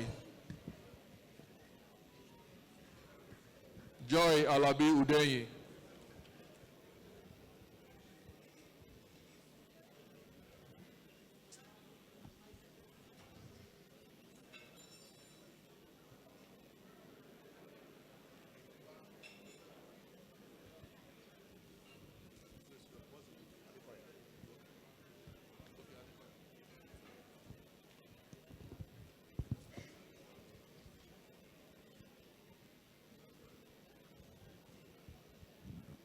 Olútìmílẹ́yìn Ọlárẹ̀wájú. Alabi Udeyin Joy.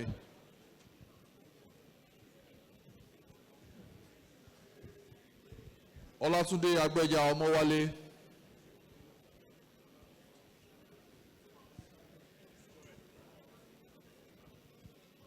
Ọmọlé Ọ̀sàhán.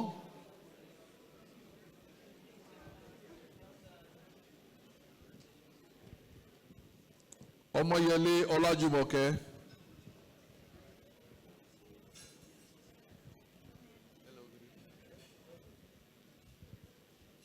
Ọmọyẹlé Ọlájùmọ̀kẹ́. Yusuf Habib Amuda.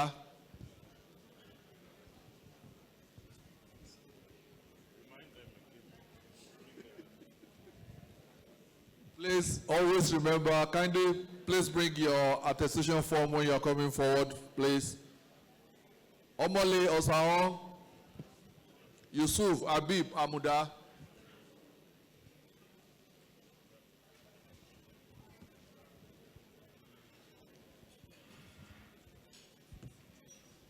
Akin Balogun Olamide. Akin Balogun Olamide.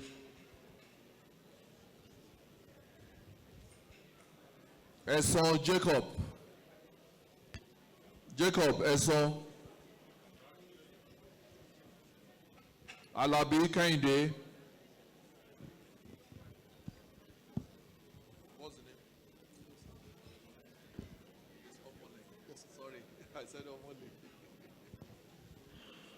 Jacob Ẹ̀sán. Alabi Kẹ́hìndé.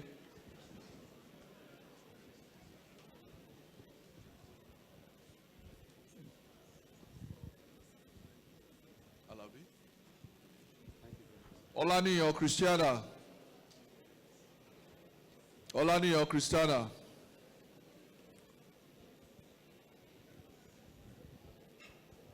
Onwubu.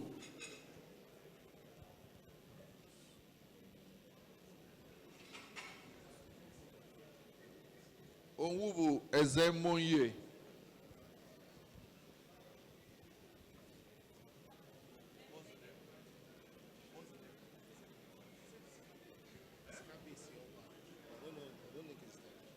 It's fine.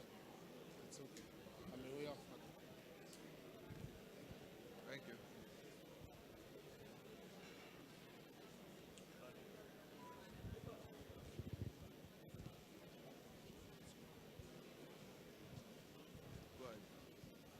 Olútìmẹ́yìn Ọlárẹ̀wájú. I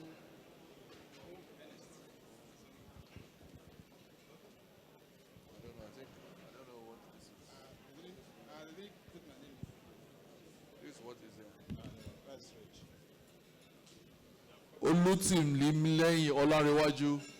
This person is not. Adéọ̀ṣun Ọlámidé.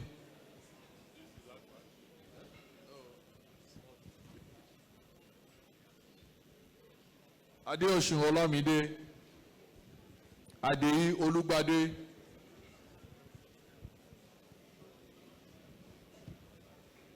Ante Emmanuel.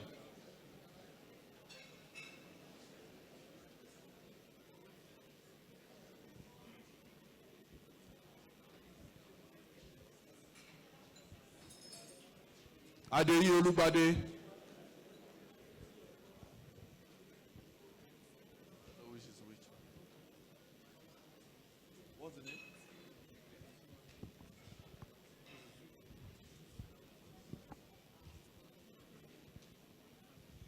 Balogun Arafat.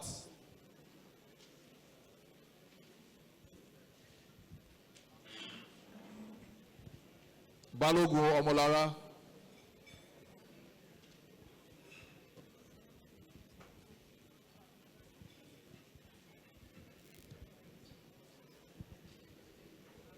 Balogun Ọmọlára. Banjo Adétórira. Banjo Adétórira.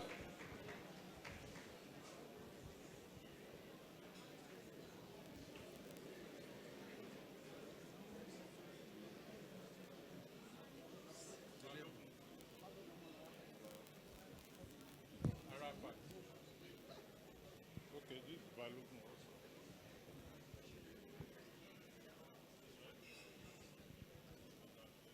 Banjo Adétórira. No, don't worry, don't worry. Stay.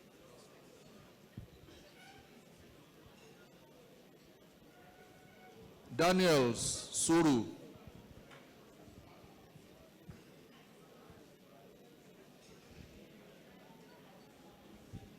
Efemena Abraham.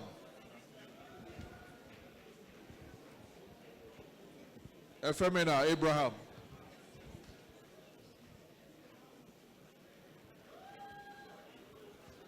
Igbinosa Felix.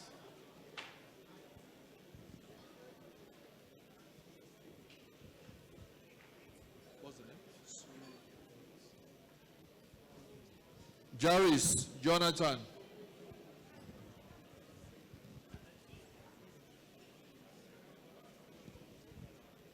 Moyo Falayi Folashade. What's the name?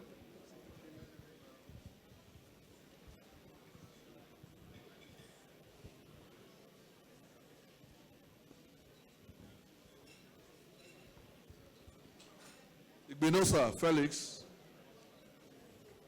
Moyo Falayi Folashade.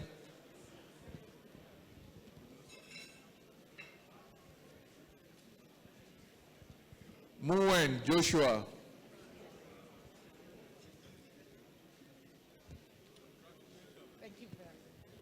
Obagbemi Oluwashola. Obiawu Chike.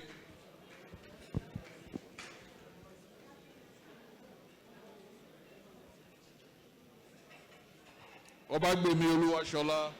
Obiawu Chike. Olaiwola Franca.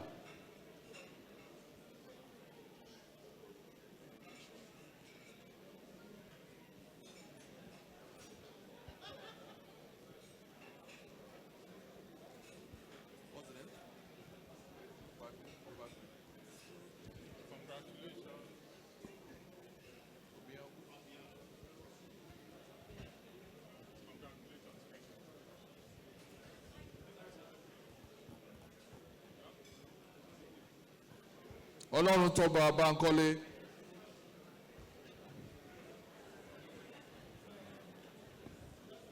Ọmọṣẹ́yìn Káyọ̀dé.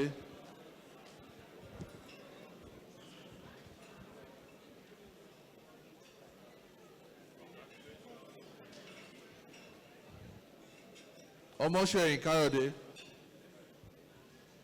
Ọlọ́run tọ́ba Bánkọ́lé. Ọmọyẹlé Báyọ̀nlé.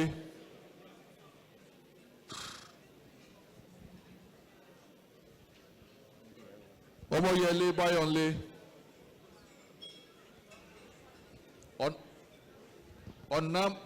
Ọ̀nàmádé Adébáyọ̀. Ọ̀nàmádé Adébáyọ̀. Ọmọyẹlé Báyọ̀nlé. Ọ̀nàmádé Adébáyọ̀. Ọ̀rúngbèjà Babátúndé.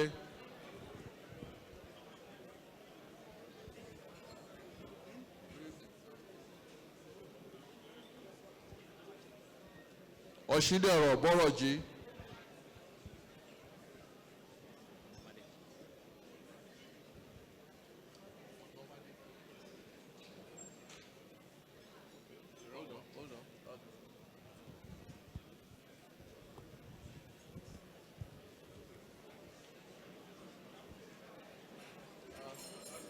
That's our GM. Today I will remove you from. What's the name?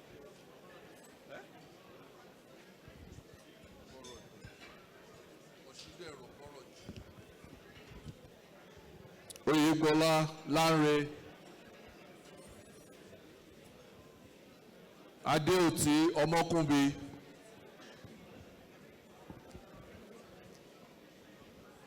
Adéòtí Ọmọkúnbi. Awóṣìkà Ayọ̀.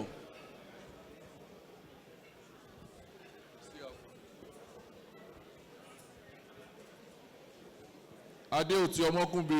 Awóṣìkà Ayọ̀.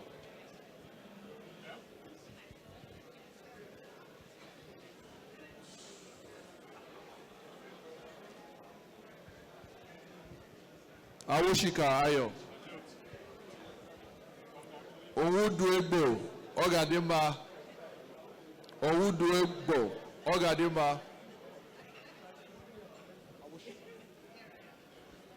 Abubakar Nuruddin.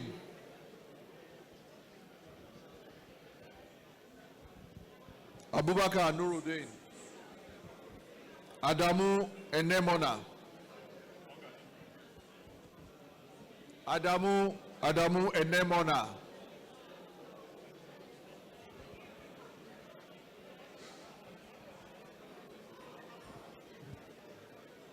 Adamu Enemona. Okay. What's it? Nuruddin. Abubakar Nuruddin.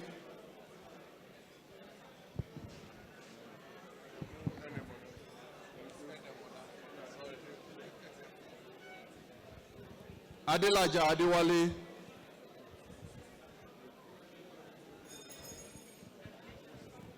Adelaja Adewale.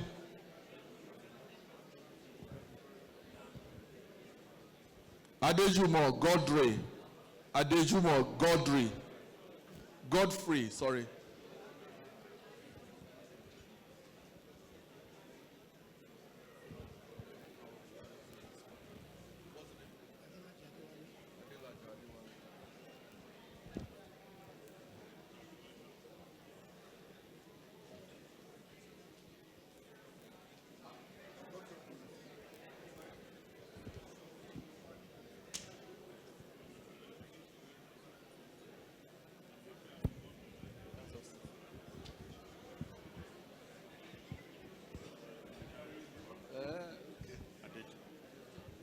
Awe Adekunle. Awe Adekunle.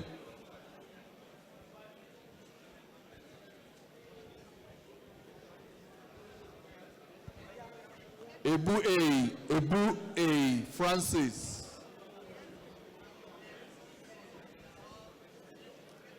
Egwakide Oririan.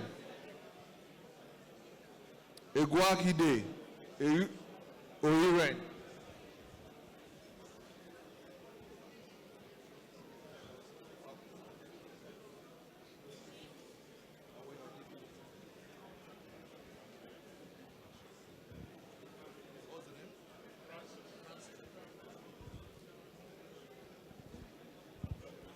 Egwakide Orire.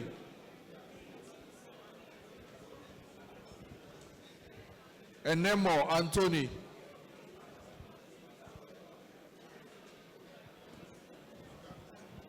Enemo Anthony. Esenwode Kingsley. Esenwode Kingsley. Enemo Anthony. Agbeyi Esiri. Agbeyi Esiri.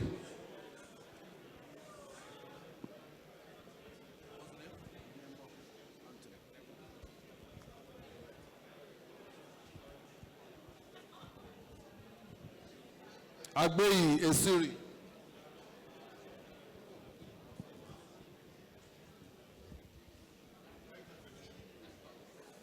Azan Temitope.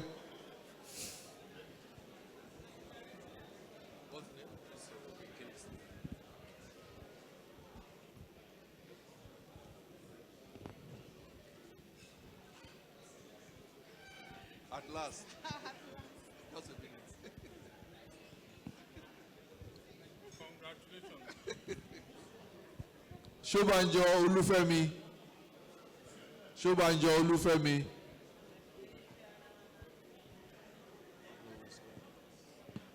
Agbeyi Esiri. Fagbemi Abiodun.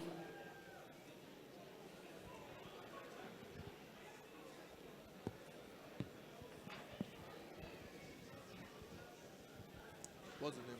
What's the name?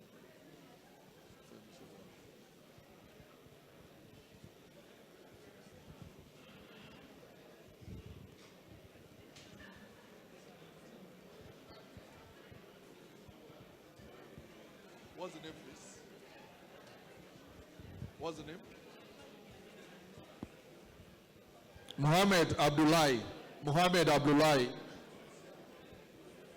Odukoya Olufemi. Odukoya Olufemi. Muhammad Abdullahi. What's the name?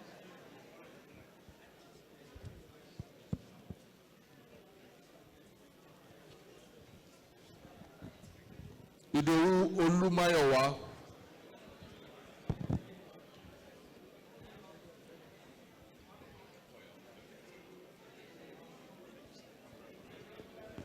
Idowu Olumayowa. Musa Sadiq Aziza.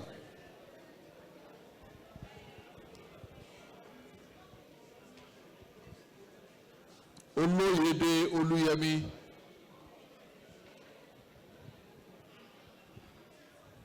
Oloyede Oluyemi.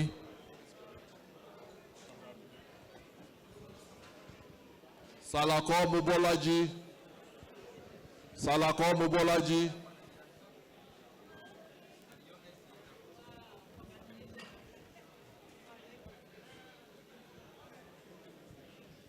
Salako Mobolaji.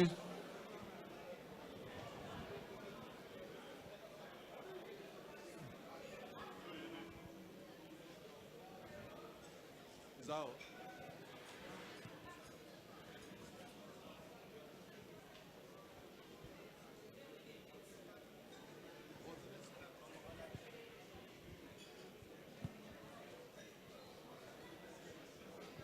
Agbeyi Esiri.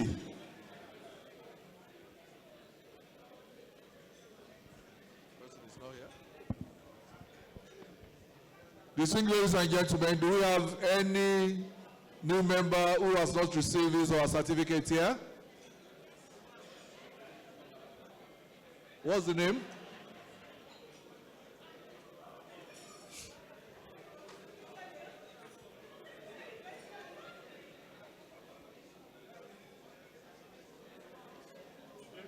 What's the name?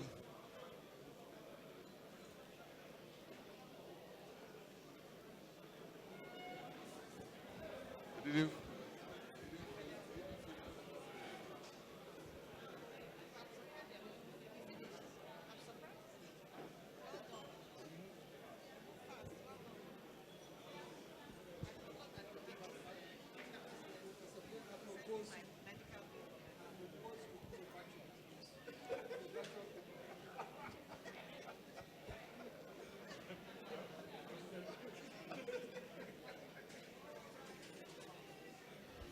Agbeyi Osiri.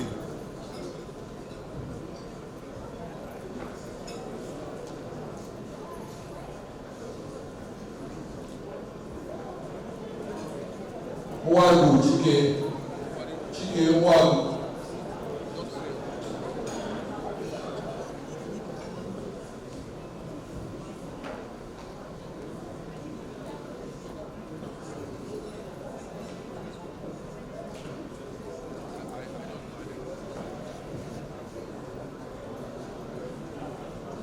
Mwagu Brenda.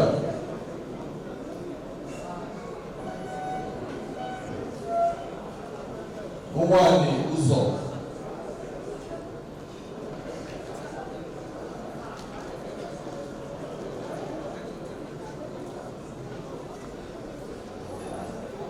Ode John.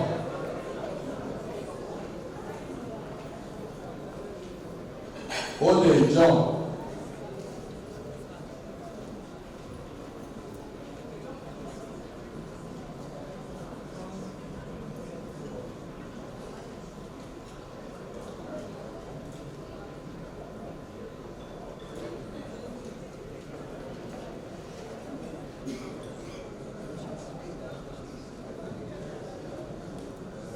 Ode John.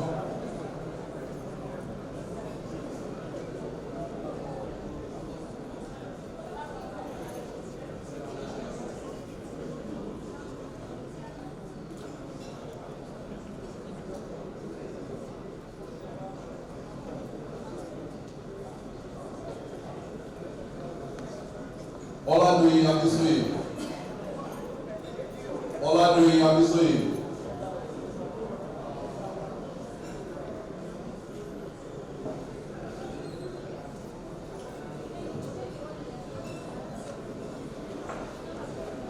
Olajide Awosedo Ayoyinka. Olajide Awosedo Ayoyinka.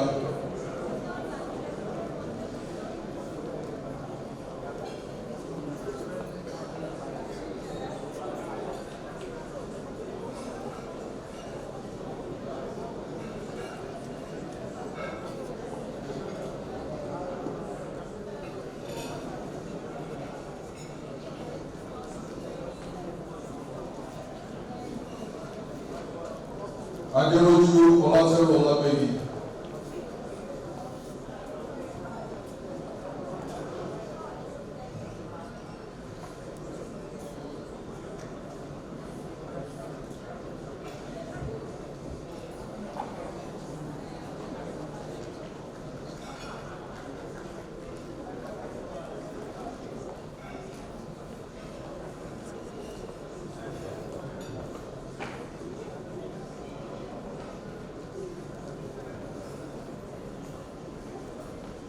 Oyewole Ebenezer Oluyomi.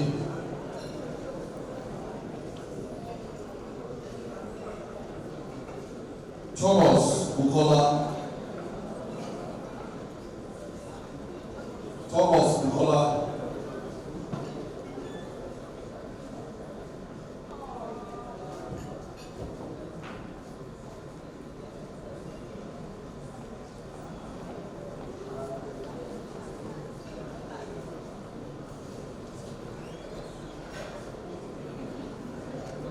Yusuf Adewale Kaharudin. Yusuf Adewale Kaharudin.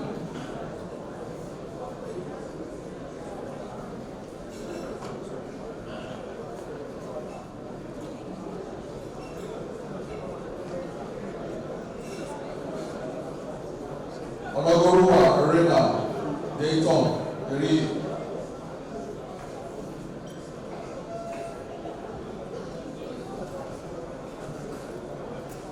CIoD Olasimbo Omolara.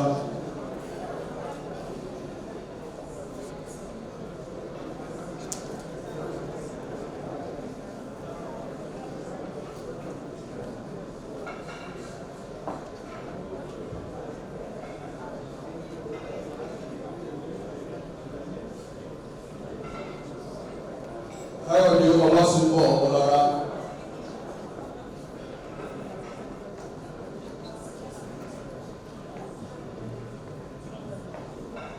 Momo Rekiat.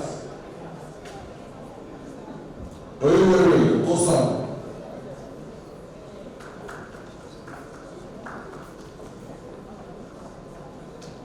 Olayemi Jacob Bega.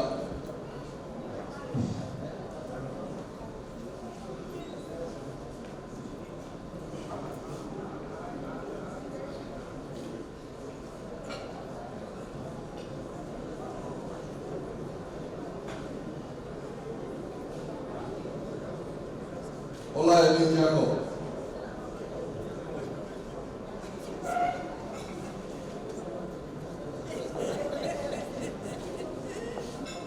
Buba Munir.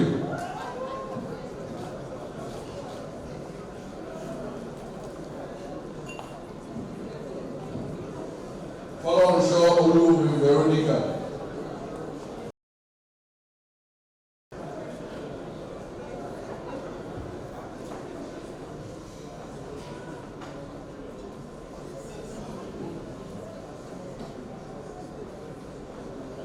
Fọlọ́runṣọ́ Olúmi Veronica.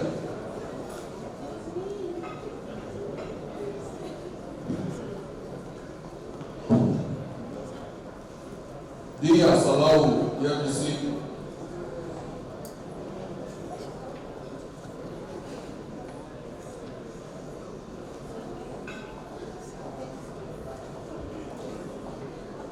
Ahmed Ishaku.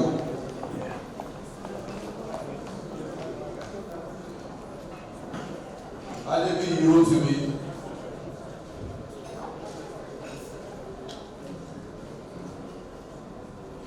Please don't forget to bring your attestation form as you're coming forward. Thank you.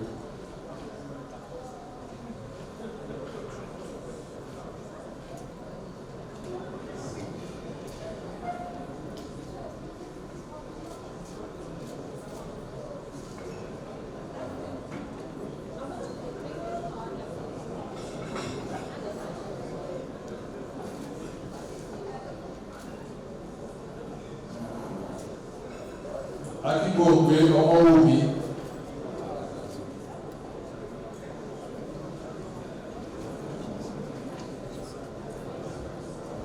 Akíngògbé Ọmọwùmí. Akínkúnsúré Adéoretí Fọláṣadé.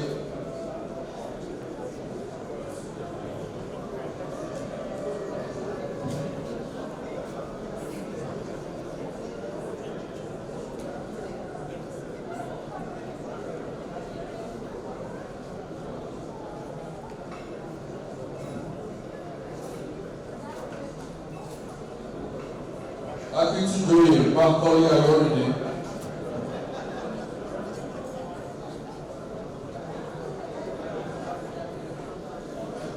Dada Lawrence Olúfẹ́mi. Dada Lawrence Olúfẹ́mi.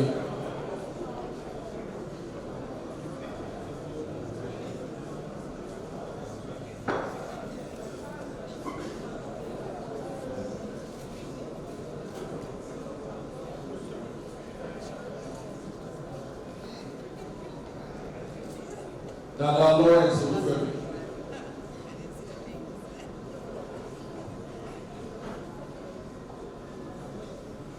Fálànà Solomon Ọlọ́ṣun.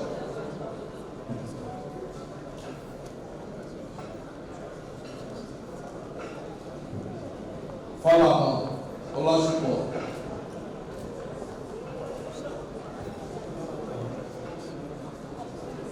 Fọlọ́runṣọ́ Olúpẹ́.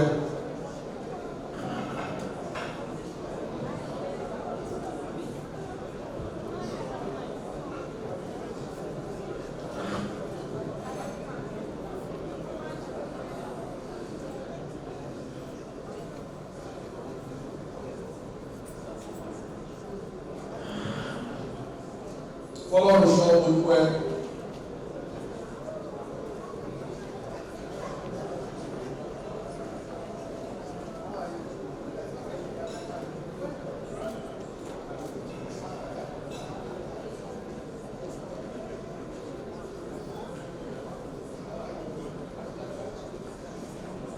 Handler Thomas.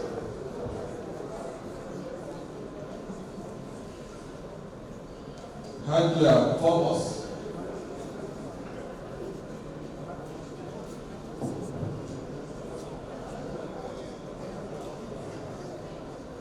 Yebuso Abiodun.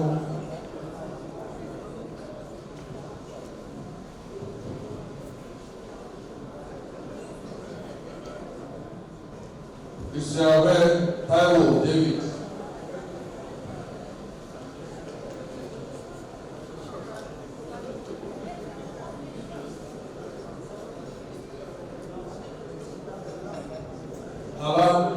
Kalaro Tèmítọ́pẹ́ Afọlákẹ́.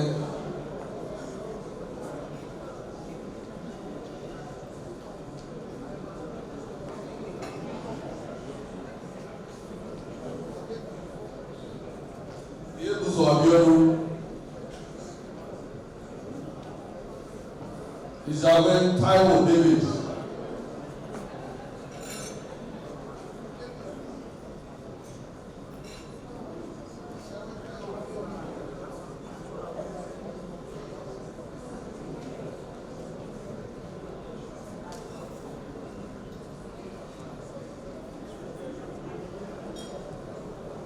Karim Ayodeji.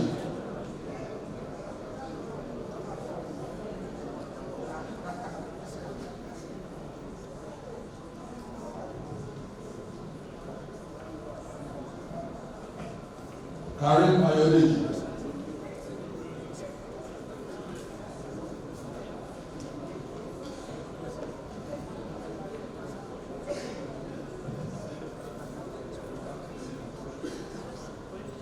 Olúrí Ọládùjọyè David.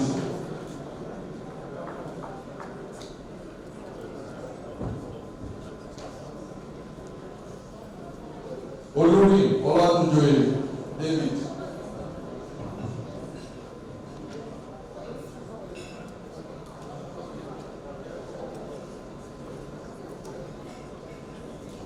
Honoré Kẹ́hìndé.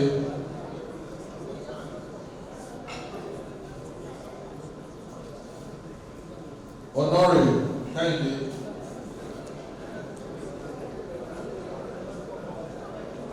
Onyia Ngozi Francis.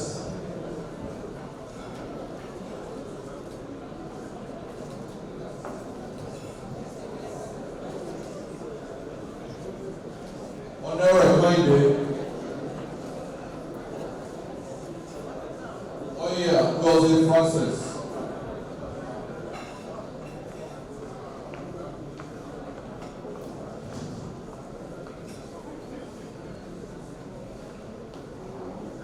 Oshoba Bisola.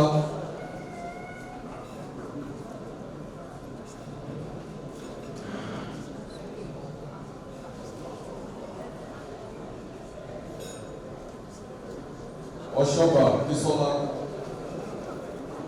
Owóẹ̀yẹ Olúṣọlá Peters.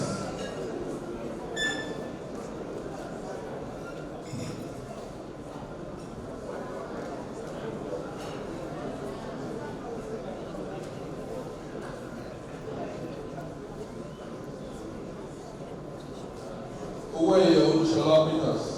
Peter.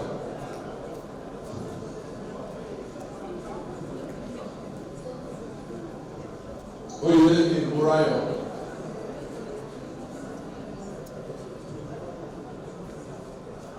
Country Abiola.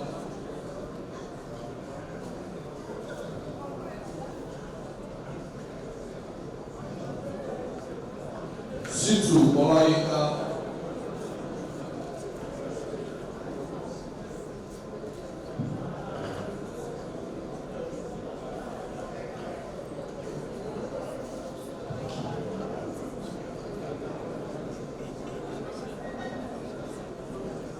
Situ Ọláyínká. Tariboba Wenikeba.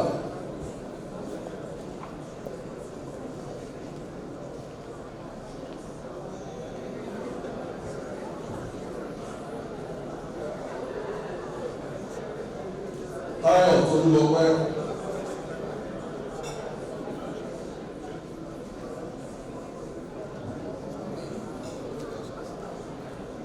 Táyọ̀ Tolúlọpẹ́.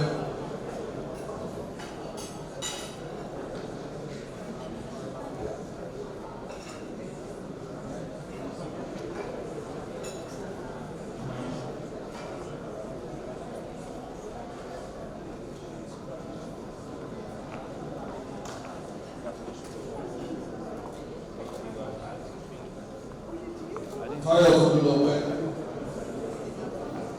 Dùpẹ́rẹ̀ Mari.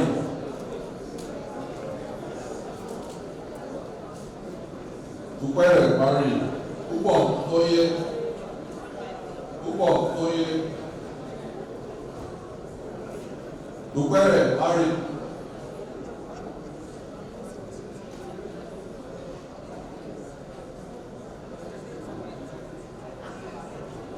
Púpọ̀ Tóyé.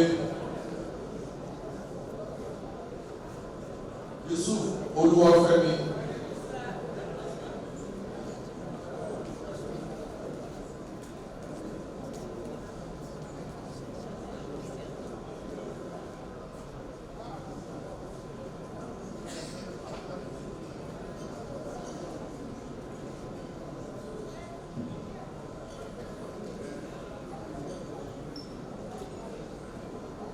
Olútìmílẹ́yìn Ọlárẹ̀wájú.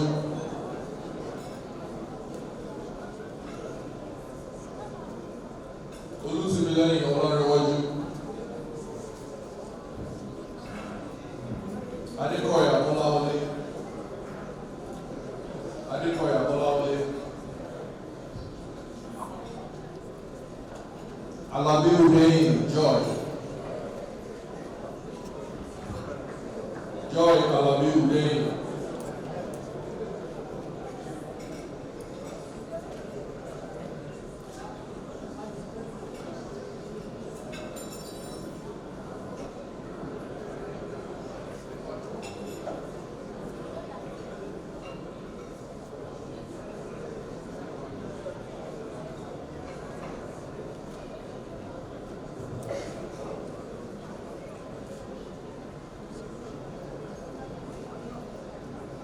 Olútìmílẹ́yìn Ọlárẹ̀wájú. Alábí Udeyin Joy.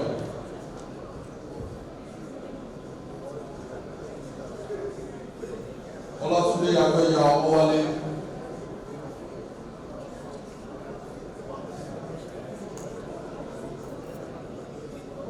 Ọmọlé Ọ̀sàán.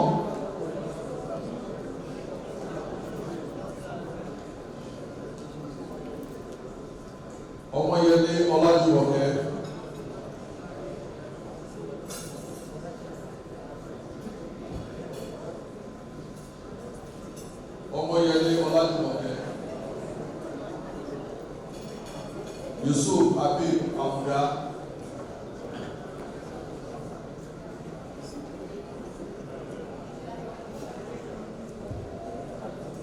Please always remember, kindly please bring your attestation form when you are coming forward, please. Omole Osao, Yusuf Habib Amuda.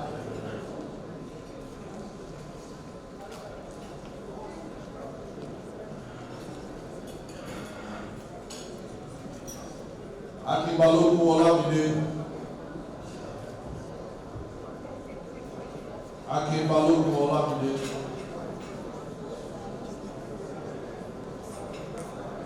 Ẹ̀sán Jacob. Jacob Ẹ̀sán. Alabi Kẹ́hìndé.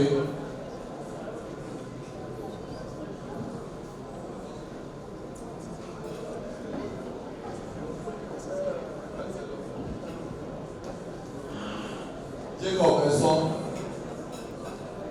Alabi Kẹ́hìndé.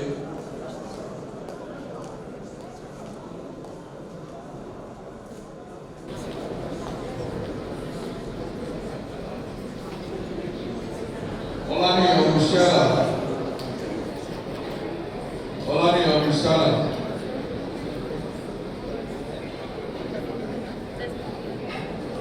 Owugo.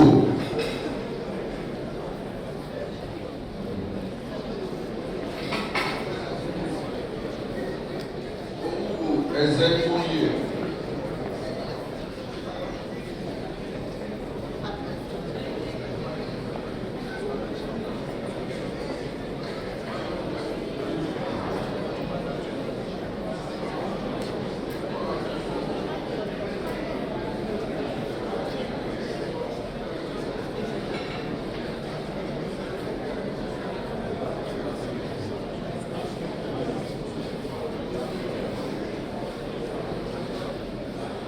Olùtìmẹ́yìn Ọládéwájú.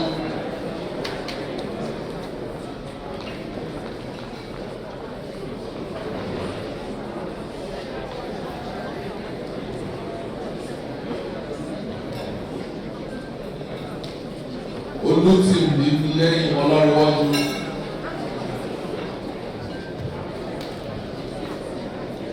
Adéọ̀sùn Ọlámídé.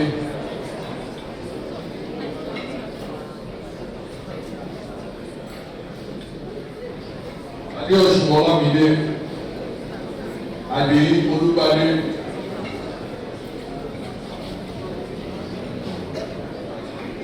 Ante Emmanuel.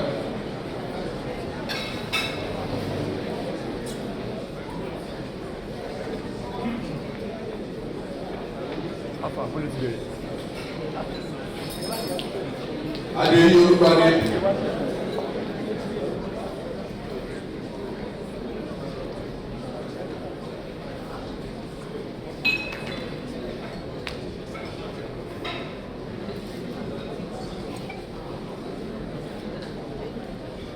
Balogun Arafat.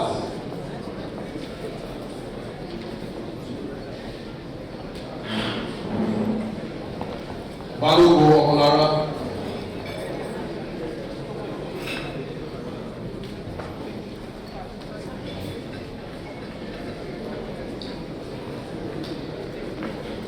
Balogun Ọmọlára.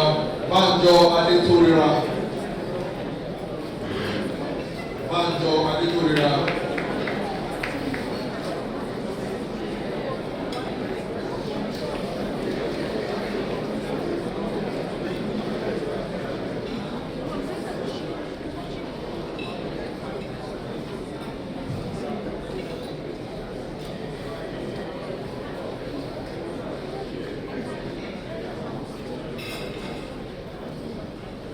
Banjo Adétòrera.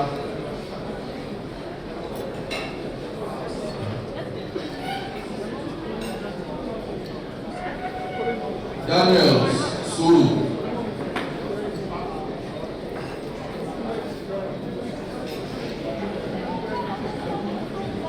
Efemena Abraham.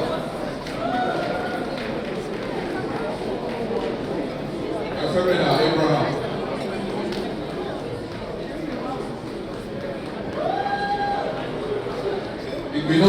Felix.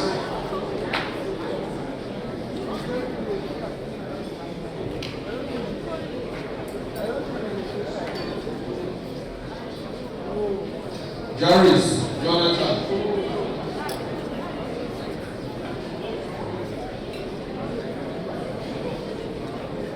Moyo Falayi Folashade.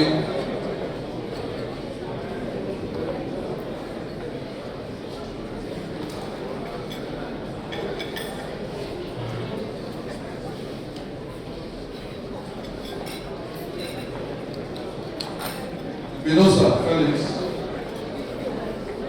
Moyo Falayi Folashade.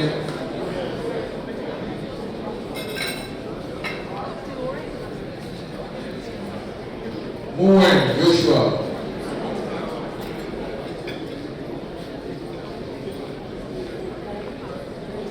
Ọbágbèmí Olúwaṣọlá. Obiawu Chike.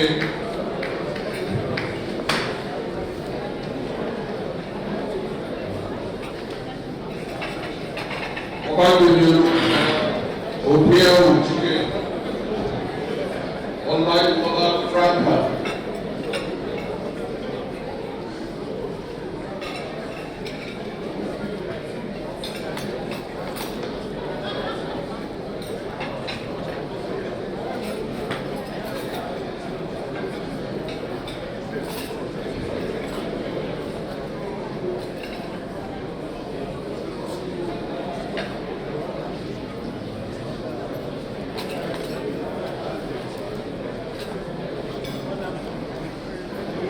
Ọlọ́run tó bá bá kọ́lé.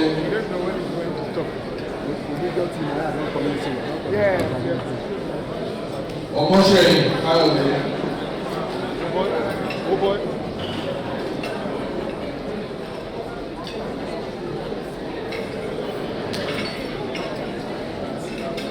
Ọmọṣẹ́yìn Káyọ̀dé.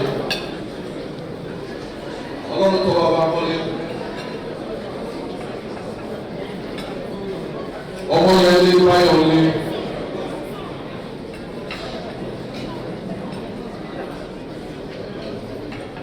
Ọmọyẹlé Báyọ̀lé.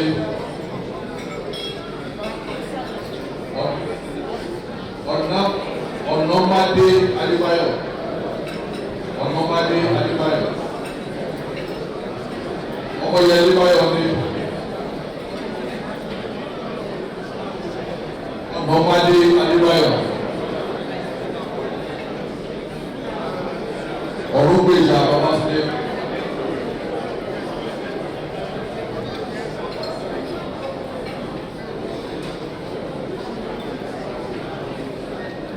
Ọ̀ṣídẹ̀rọ̀ Bọ́rọ̀dé.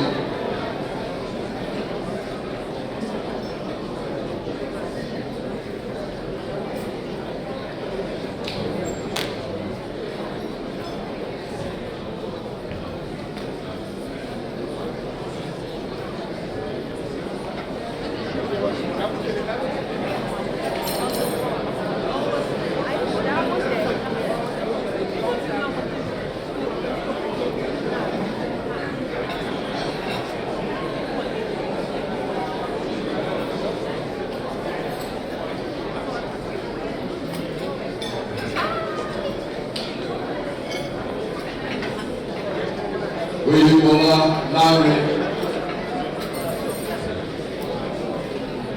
Adéòtí Ọmọkùnbi.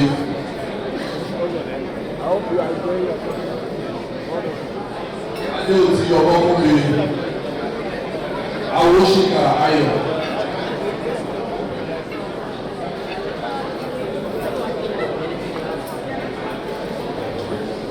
Adéòtí Ọmọkùnbi. Awóṣìkà Ayọ̀.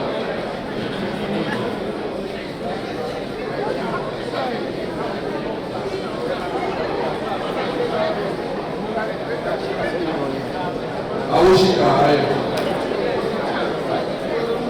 Owuduego Ọ̀gàdìpá. Owuduego Ọ̀gàdìpá.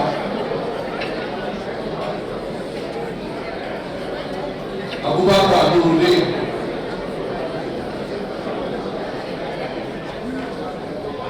Abubakar Adamu Endemona.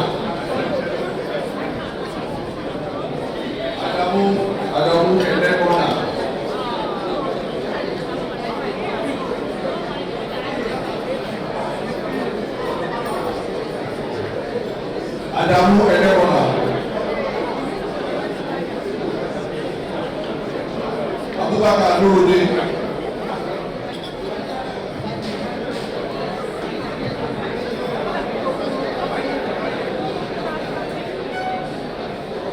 Adelaja Adewale.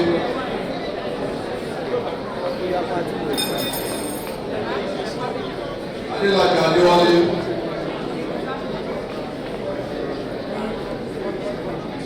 Adejumo Godfrey.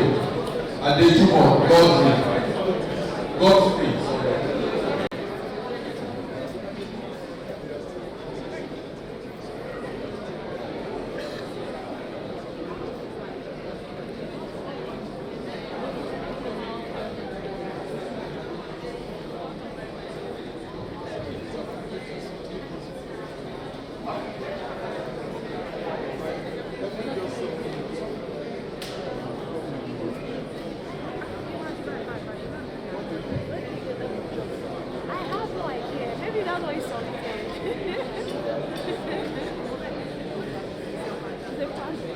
Awe Adekunle.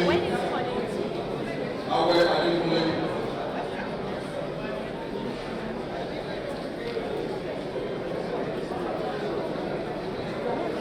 Ebu A Francis.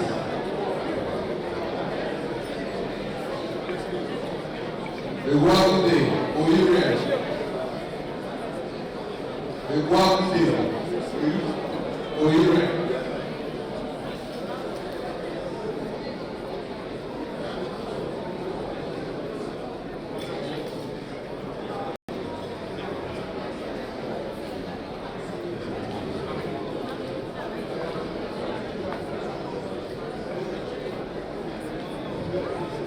Ewagide Oyire.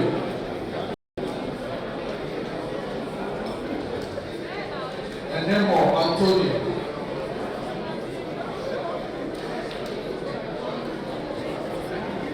Enemo Anthony. Esewole Kingsley. Esewole Kingsley. Enemo Anthony. Agbeyi Esiri. Agbeyi Esiri.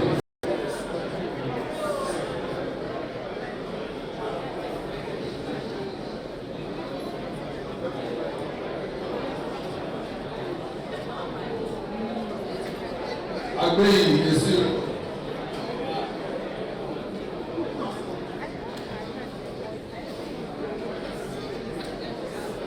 Azar Temilope.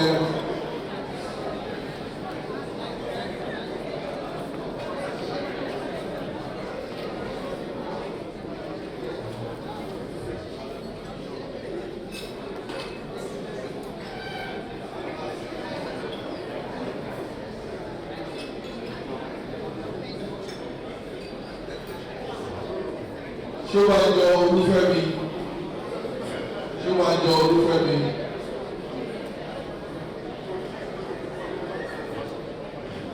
Agbeyi Esiri.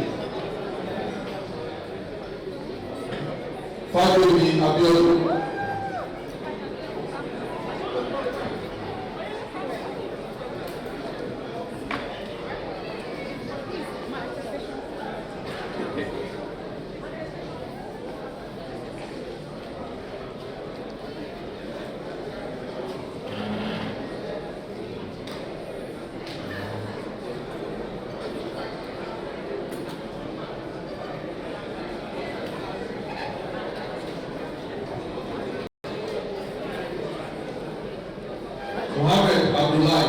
Mohammed Abdullahi. Otukoya Olúfẹ́mi. Otukoya Olúfẹ́mi. Mohammed Abdullahi.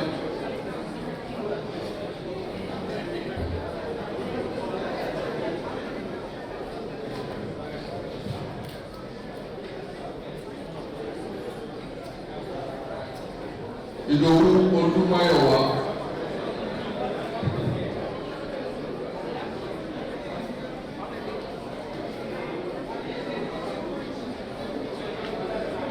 Ìdòwú Olúmáyọ̀wá. Musa Sadiq Aziza.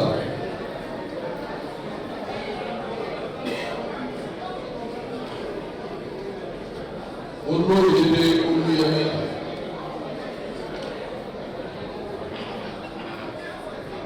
Olóyèdè Olúyẹmí.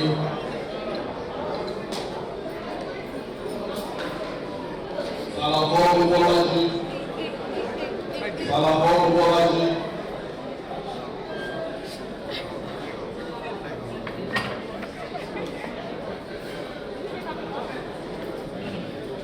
Sàlàkọ́ Bọ́lájí.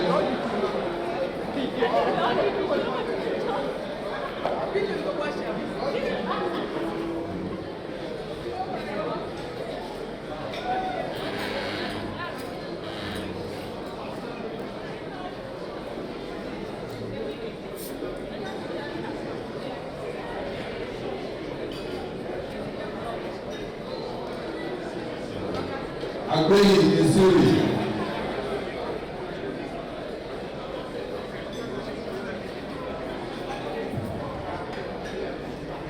Ladies and gentlemen, do we have any new member who has not received his or her certificate here? What's the name?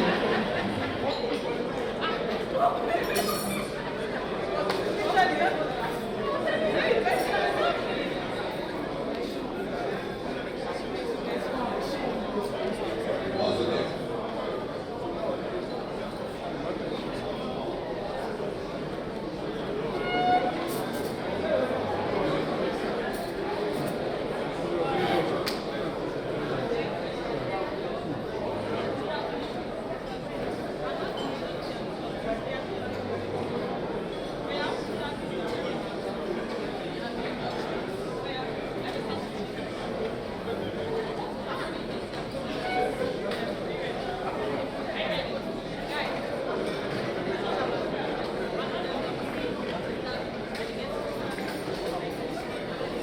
Agbeyi Esiri.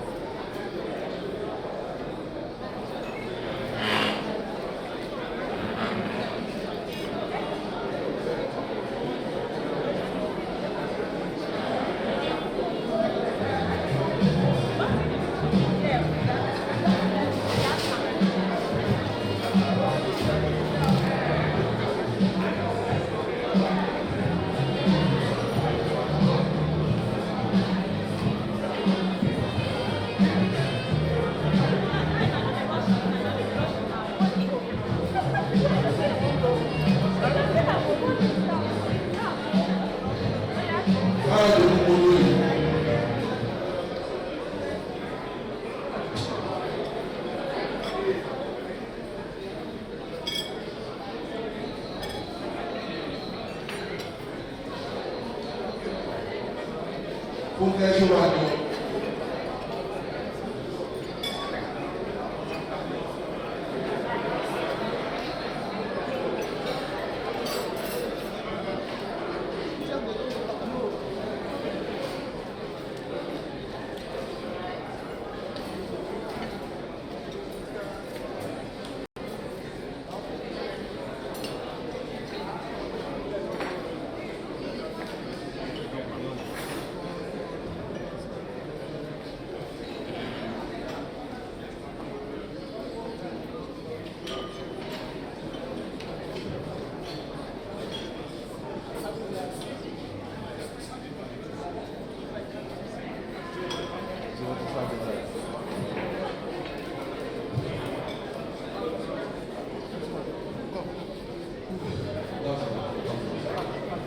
you very much, Mr. President. Vice President, happy people allowed to sit. Thank you very much. Thank you. Thank you.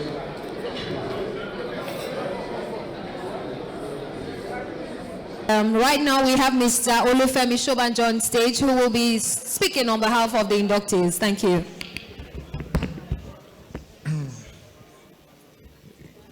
Good evening, distinguished guests.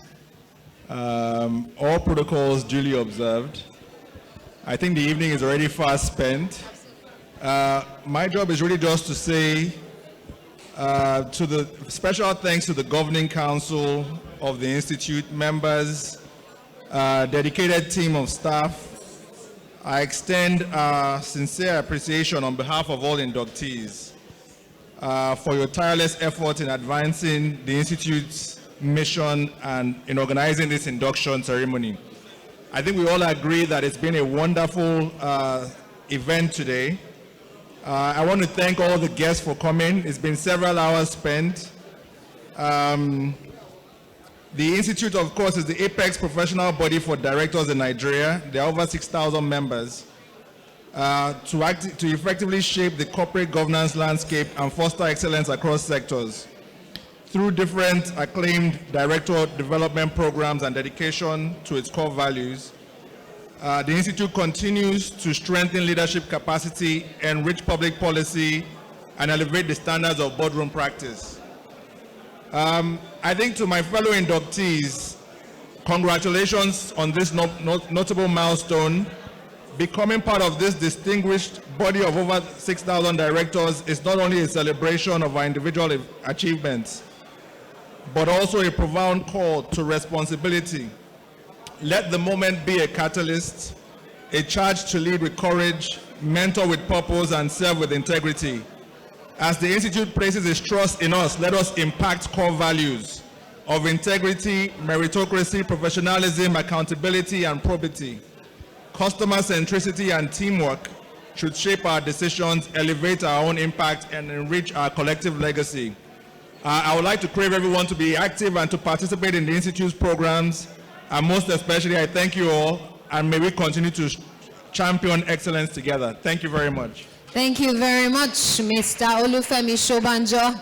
Inductees, we need to just be here and have some quiet in the room, please. I know that we're connecting and we're networking, but we will soon bring this to a quick close. Distinguished ladies and gentlemen, I'd like to invite the Director, Membership and Branch Development for the vote of thanks. We want to acknowledge all the people who made tonight happen. Please let's welcome on stage Mr. Kene Wanego, MCIoD. Mr. President, distinguished members, guests, ladies and gentlemen, it has been a most delightful evening. We have welcomed new members to our Day Institute. We have networked with each other, listened to great insights from our distinguished guest speaker for today. So as we draw the curtains on what has been a most memorable evening, please allow me to acknowledge immensely some of our sponsors who have supported us towards making this event truly a success. And if I know the time has been fast spent, but if you please bear with me, I'd like to call out the names of these organizations who have supported us immensely.